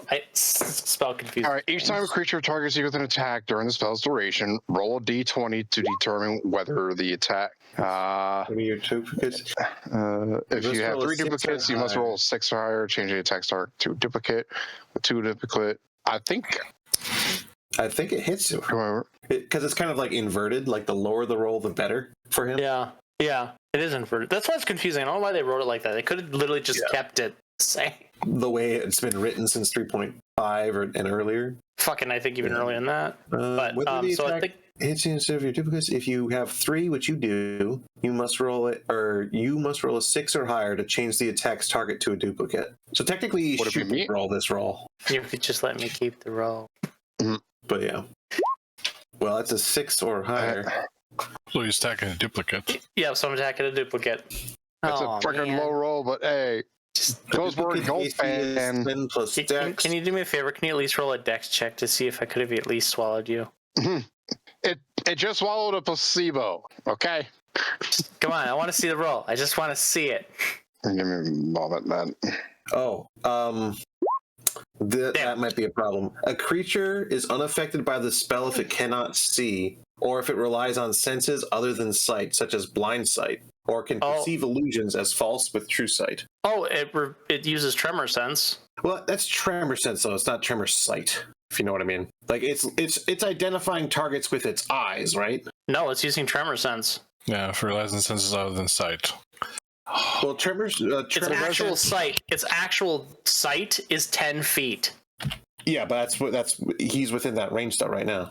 But my point But is, Tremor Sense doesn't give you sight. Tremor Sense is a sense. It gives you the ability to detect the location of something, but he still then has to move to it to be able to see it clearly and attack it without disadvantage. Oh, I see. If he's had only 10 feet of actual visual sight, then he should have been making his ranged attacks at disadvantage the whole time. Well, no, Unless I he's guess got, like, so this is maybe misunderstanding me because I wrote the tremor sense in there that it's entirely basing it off of what it feels things doing. So when there's stuff in air, it can't. It's rolling at disadvantage all the time. That's why it hasn't targeted the flying creatures at all. Okay, so unless my understanding of tremor sense is if you're both touching the same like ground within whatever range his tremor sense is, he just knows where you are. Okay. Well, if Tremor Sense, I think 5th edition might be more like Ben's interpretation of the rule. I'm thinking of Tremor Sense more from like a 3.5. I mean, it very well might be, but you guys almost have this thing dead, so just let me have this. We're just gonna say it sees him. He's not gonna get swallowed, because he's fine. He's just gonna take 20 damage. It's fine. It's fine. It's literally fucking 7 HP. It will die next turn. I swear to fuck, there's no way you don't kill this thing. Kirio takes 20 damage. It's turn. It's basically tremors. This is a graboid. It's not using its eyes to see us. Part of what I based this off of was tremors. Yes. Yeah. It is using Plus exclusively its like tremor sight. Sense can detect and pinpoint the origin of vibrations within a specific radius. Yeah. 300. Well, I don't think 5th edition has tremor sight. Is my point. I think that is. Does either. Yeah, I think Tremor Sense in 5th edition is what I'm thinking of. Fuck Tremor you. Sight. Yeah. Reaction. I'm going to actually take half of that. Damn it. Okay. Uncanny dodge. Okay. What it's there for. It's not your turn. Because, turn. yeah, my health was getting down. All right. Let's just bonus action. I don't even have to move it. Bonus action. Please don't nat one this. Natural 20. Oh, God. I don't even have to, I know I don't even have to roll it, but all right, I'll roll the damage and then I'll role play. We need to see the numbers. You rolled the crit. Right. Double damage. 30? Yeah, 30. Yeah, 30. That's 23 over. Yeah. So this thing turns to Curio, barrels towards it. It's not using its eyes to see. It's only sensing vibration, so it just swallows the entire area around Curio included. The hand lurches forward right after it grabs Curio and like goes under its like maw and like grabs it by like its jaws and its throat and just starts crushing it and like crushes its jaw before it can finish swallowing Curio and like tosses it aside, and then Curio rolls out of its mouth. Yeah, this entire time, this hand that has been fairly small grows a large size and just like clamps down on its mouth and smashes it. Yeah, exactly. Locking Lydia inside. Forever. I had like one round left on that spell. Perfect. Well, it is dead. Although this is incredibly time important. How do we get her out? Yeah. Yeah. Can I just crawl my way out? No. Sai, the rest of your turn, please. That should be fine. Well, I don't need to blow it up anymore, so I mean, you can. I don't really have anything I can do to help Lydia escape from inside of it. You definitely saw the saber-tooth go inside of its mouth. Yeah. So what I will probably start doing is, I got so few spell slots left. I'm going to dig into my bag and pull out a crowbar and then go, Liam, air. I'll just start like moving towards where she's at. Okay. Like I'll walk forward here and like lower myself drop down. Yeah. 10 feet. That's 5, 10, 15, 16, or I think 30 is right there. Yes. I'll just use my action to move again. Can I climb up this, or is that too tall? 15 feet. 15. It's too tall. Okay, I'll just for a wizard. Instead of moving that way, I'll move this direction and move my 60 feet over here ish. Yeah, and that's like a 6 foot around pillar, so you could climb over that. Okay. Somewhere right here. Okay. And I'll be all right. Someone to cut that thing open. Get her out of there. I'm just seeing if I can actually use the crowbar to help pry the jaws open, which That's- technically crowbars will give advantage in strength. Yeah. Yeah. So when Yuka goes to make a roll to get out, she will have advantage because of you. So You're inside this thing, and all of a sudden you hear the thump thump stop. yeah, I'm gonna talk about a whole I'm scene in when it gets to danger. Yuka's turn. When it gets to you, Sheila, your turn. I'm trying to figure. I'm just moving over that way. Nope, not that one. Yep, I was right. That's where turned stairs a are. druid into a zombie before. I wonder if anyone's ever made a monster that has legendary actions that can only trigger, or that can trigger either when they're alive or when they're dead. Only triggers when it's dead. Only trigger is dead, I could see. But yeah. All right, Sheila, your turn. I moved. Okay, cool. Liam, your turn. I'm gonna pull you got up. This light doesn't. Okay, now your turn. Cool. Yuka, so you're inside the. You just got swallowed. You flew through the air. No Your shit. legs got, love tapped as you were going in, and you rolled just barely missing this pool of acid. And you go to stand up, and you feel the walls and the whole thing inside you as it's like you see the acid start dripping from the ceiling and the sides. You can kind of see like the walls undulating, and it secretes like this acid that spit out at you, and you just dodged it. And now you're looking towards where the mouth is, and all of a sudden you see the walls like shiver and shudder and stop, and now you can start seeing the because you have dark vision as a for the saber-tooth as well, right? I believe No, so. I do not have dark Really? vision. So it's just dark in here. The darker, yeah, it is black, but Okay, so hang on. Unless there's some amount of light you don't filtering in from its open mouth. From no. Oh, lantern. there's a crack. There's a crack. It might just But be it's- very dim. It's gonna be very dim though. Basically darkness, but there might see like the faintest. Yeah, bit of I light. think it's fine. I think it's You fine. see a if light you at the end of the see- tunnel. You're yeah, dead. You could see a crack of light to the south. So what do you do? I crawl towards the mouth. Okay. Show me your path. Okay. That is. Yeah, just that. Yep. So roll me a internal twin. If a character steps in an acid pool, they need to make a DC 16 Dex saving throw. So make that twice. Does she roll at disadvantage because she's effectively blind? Nah, I'll say the beam. No, it's when she's in her wild shape form, Michelle, that she takes on those characteristics. She keeps all the mental characteristics, but sight changes. Yeah. Her physical eyeballs have changed to a different creature. All right, so you dodge the second pool, but not the first. So you take. So this will knock you out of animal form, I'm sure. Oh, 10,000%. That is not a fucking roll. The minimum damage Go would home, be Ben. You 9. are drunk. 19. I had a kitty farm. So whatever you have left over, so that's 4. So you take 15 on Azaelis? Or goddammit. Yep. Yuka. It's not just me. And you're But at least I have dark Was that a vision. cocking of back. a gun? say what? The hell did I Huh? just hear? Because I'm just hearing all I hear is Oh, like, I are you have really really- getting upset at this? I have a really ticky-tacky keyboard. Like, Okay. It's not about to die. Calm down. It'll be okay.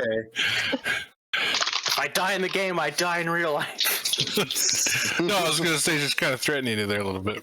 Okay. Got nothing on me. All right, when you're done with Yuka's turn, Ben, I have a question because I want to use a spell in a non-standard way. Okay. Sure. And okay.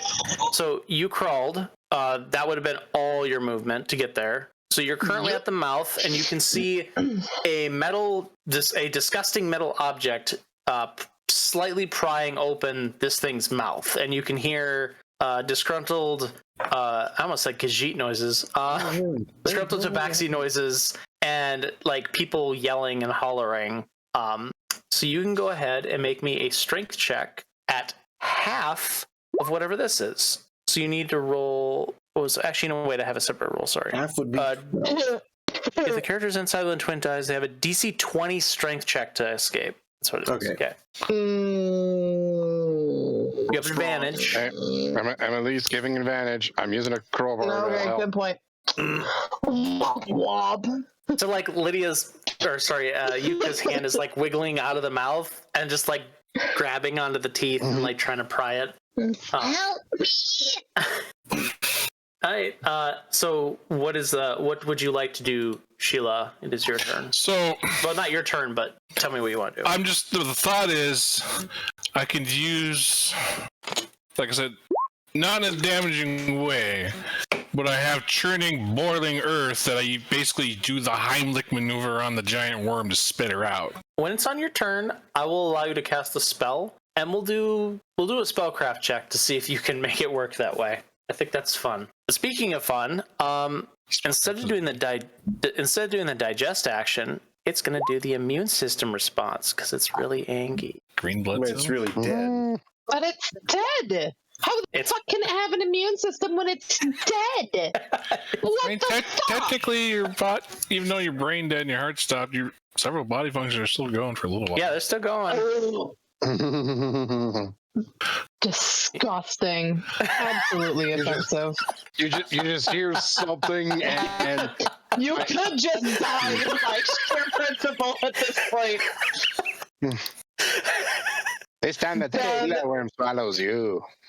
Would you allow me to find one of the higher CR creatures to turn into, or are you going to limit me to whatever I have right now? It's Oh wait. well, we could turn into a still have fucking what was wild it? shape. Yeah, what was it? Yeah, do that. I can't Yeah. fucking remember.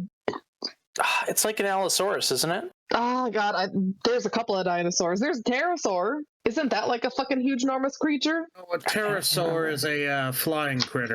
Yeah, go find But one. isn't it fucking humongous? Would it be easier to turn to a big monster or just something really small so you could just slip out? That's also a good point. Like, wouldn't like a snake just slip out of good the point. mouth right now? That is a really good point. That is an incredibly good point. That is a The really mouth good is point. partially open with a crowbar holding it partially open. Good Need point. to be like Good a point. bee or something. I mean, Turn into a it bee. turns into a fucking like a termite swarm. Okay, so give me 1 second. I'm gonna pull up their because they go But you on gotta the get back to turn. your turn still, yeah.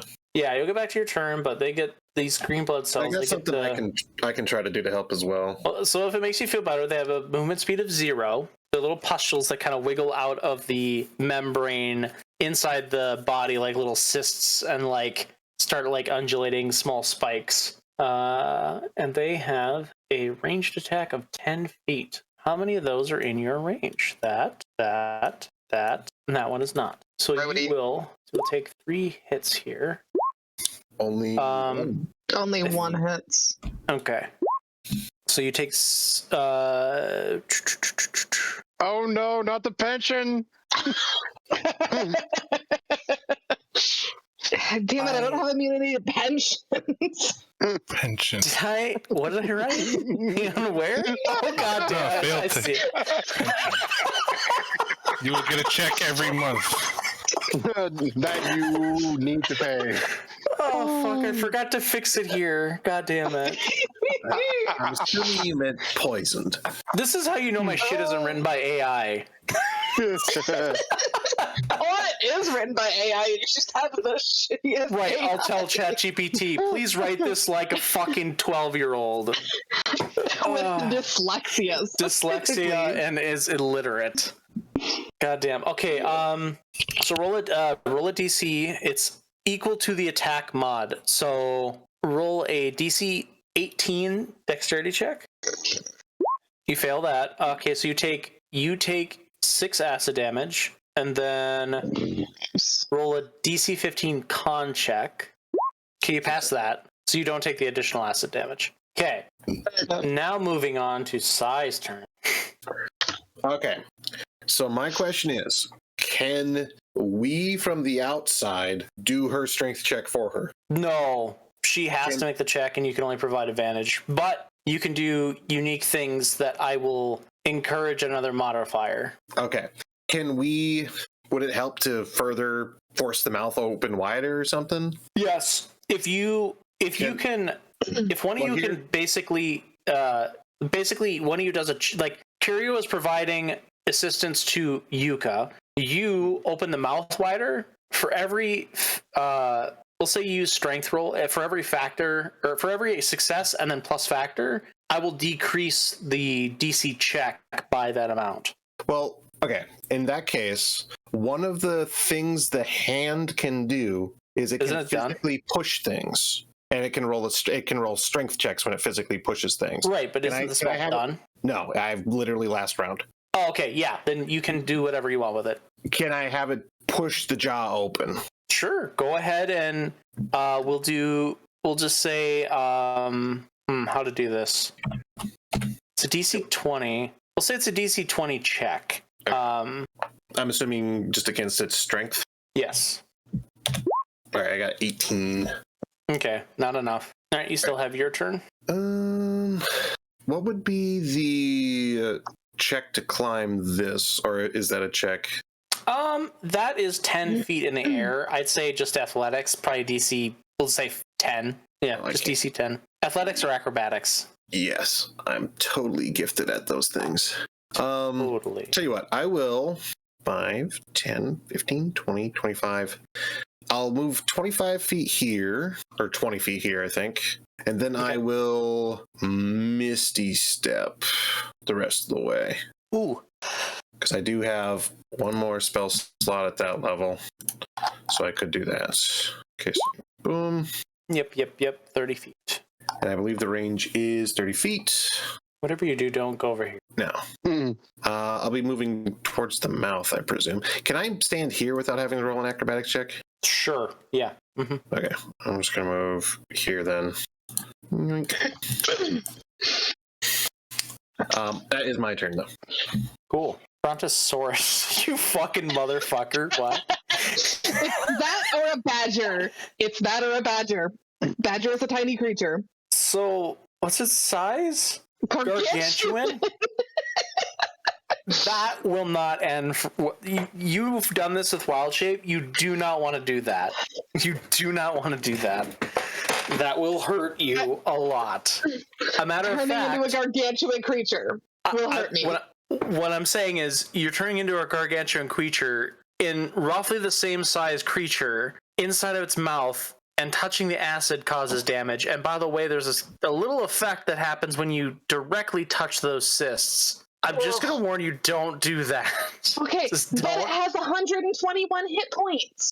If you want to try it, go ahead. Okay, but will you allow the badger? Oh yeah, the badger's fine. It's just I wanted to warn you against spawning a very large creature in a slightly smaller mouth. Okay, fine. A Badgerosaurus doesn't badger. Exist. We'll get there. We'll get there. Okay. All right. So Sai, you're done with your turn. Curio, your turn. You could think of anything. There isn't really too much I can actually help with. My strength is shit. But he had to look over. I'm basically just using the crowbar just to at least provide assist. help. Yep. That's basically what I can do. Yeah, you heard distinctive like saber-tooth screeching sounds, and then you heard the sound of like popping acid and spitting slushy noise, and then you heard a saber-tooth yell quickly turn into a elf screaming. Went from regular push prying to goddamn motherfucker, just more frantic of need extra hands. Yep. All right. So you're still providing the support. Sheila, go ahead and do the crazy thing you want to do. And do you want me to roll? I have one spell slot to get this right. Right. So I'll say, since this is it's based off nature, go ahead and make a nature check, and we're gonna say the DC. Well, you're trying to what again? Explain exactly your premise. So erupting earth, a fountain of churned earth and stone erupts in a 20-foot cube centered on that point. I'm using the erupting earth as a Heimlich maneuver to force Yuka out the mouth. Okay. Yeah. So we'll say, go ahead and roll a nature check. We're looking for at 18. And if you get 2 under or 2 over, I'll modify the effect. I have 1 inspiration. I would like to use it to roll with advantage. Yes, you may. Okay, I was gonna say it took a little bit. Okay. 22. Sweet. first thing that does, can you roll the damage on that? It's all bludgeoning. No, you're fine. Just do it. Okay, I was gonna say, what is it? 3? Yeah, 3 to 12. Mm-hmm. So, Yuka, you take 8 damage. I wanna. And you are... the mouth is undulating quickly and being forced open. And you feel yourself pushed closer to the entrance. The DC has drastically decreased. Oh, hell yeah. But yeah, you're like, like you look, like we're seeing Yuka look around as she gets spit at by these cyst things that are undulating, and the walls are starting to like ooze pus and stuff like that. And she like looks, and then all of a sudden the whole thing starts shaking around, the acid splashing everywhere, the little cysts are wiggling. So now we're on to Liam. Something you can do? Andrew. That is a 10-foot climb. I can roll an athletics for that. Okay. We'll say if you get a 16 or higher, you can make it by adding 5 feet of movement when you go up to the edge. You can get a 20 or higher, then you can just go up the edge. Liam brought the lantern with him. Yes. Well, also at this point, I'm standing right here, and I've got my light on me. Right. So go ahead and roll. Okay. 19. So we'll say you just have to spend 5 feet of movement to go up that extra, so it would be 10 feet to go up. Okay, that would have been 30. That would have been. So this is 10 foot right here. So that would put me at 15 or 45, I guess. Yep. Yeah, right next to me would be as close as you can get, unless you want to move on to the other side. All right, and that's your move. All right, Yuka, you have to make a DC 15 strength saving throw with advantage. But you can also God! Anyway. you can bonus action into a badger. Wait, Hey, can I badger strength score? Is it possible I could actually use like one of my points to have her re-roll? Well, hold on. If she turns into a badger, her strength won't be -2. Yeah, so hang on. Let's get you into a badger real quick. Let me go pull out a badger token. Yeah. Pull the badger out of my ass. Yeah, we probably don't even need what is the badger's strength, and we'll just use that roll because you rolled a 16. The strength for it is -3. It's so small. But it's small. It's just a little guy. So I'll say that if you turn into the badger, you can just crawl out with all the help everyone's giving. Okay, you're a badger now. I appreciate that. Okay. All right. Well, it has been a night. Yeah. We're going to convert or just head to one of the buildings nearby and just make it a camp. Yeah, you're gonna have to. Yep. But yeah, to wrap this up real quick because it's late. Real quick. Yeah, the whole mechanics of these things was supposed to be to have somebody inside because the combat itself isn't difficult because they're fairly slow. But the whole point was get them inside, and then the person inside is having a hell of a time. And if I could have landed the Legendary Digest move, it heals when it does that. So yeah, it was supposed to be a little bit harder, but you guys did a good job at dodging it the first time, so I gave you a nice open space to reward you for that creative thinking. Otherwise, it would have been a lot harder. You guys would have been fighting in the same map you had before, except these things move. One has movement 30, one has movement 35. The red twin does an additional acid spit damage and can heal more from it, and it has a negative to hit on bite attacks. It can spit twice if it forgoes its bite. The orange twin is the opposite. It has more movement, has -2 to its hit spit, and can make 2 bite attacks if it forgoes its spit attack. So I gotcha. all right, but yeah, you guys will mount up quickly and go to a nearby building, maybe back in the market district a little bit more, and set up camp. So next time you can all have a long rest. There will be something that happens at night, but it won't be enough to affect your long rest. Thank you. But yeah, so if you had done a Brontosaurus, each one of those cysts pop and does it just a flat 10 damage if you had touched each one, and then you would have touched both acid pools. And you would have been in a mouth that was smaller. I feel like I would have survived, and I feel like laws of physics, I would have, like, being such a big creature, I would have forced the mouth open. I would have given you some chance. That was my logic. Like, I would have taken the damage, but... All right. Well, I think it's a good time we're going to end, and then... Yeah. So, if my brain movie for this scene, I just want to say this because it's going to bug me if I don't, is Ace Ventura, Pet Detective. God damn it. Curio is Ace Ventura. Lydia is, or Yuka is the raccoon from the plane scene at the start of the movie.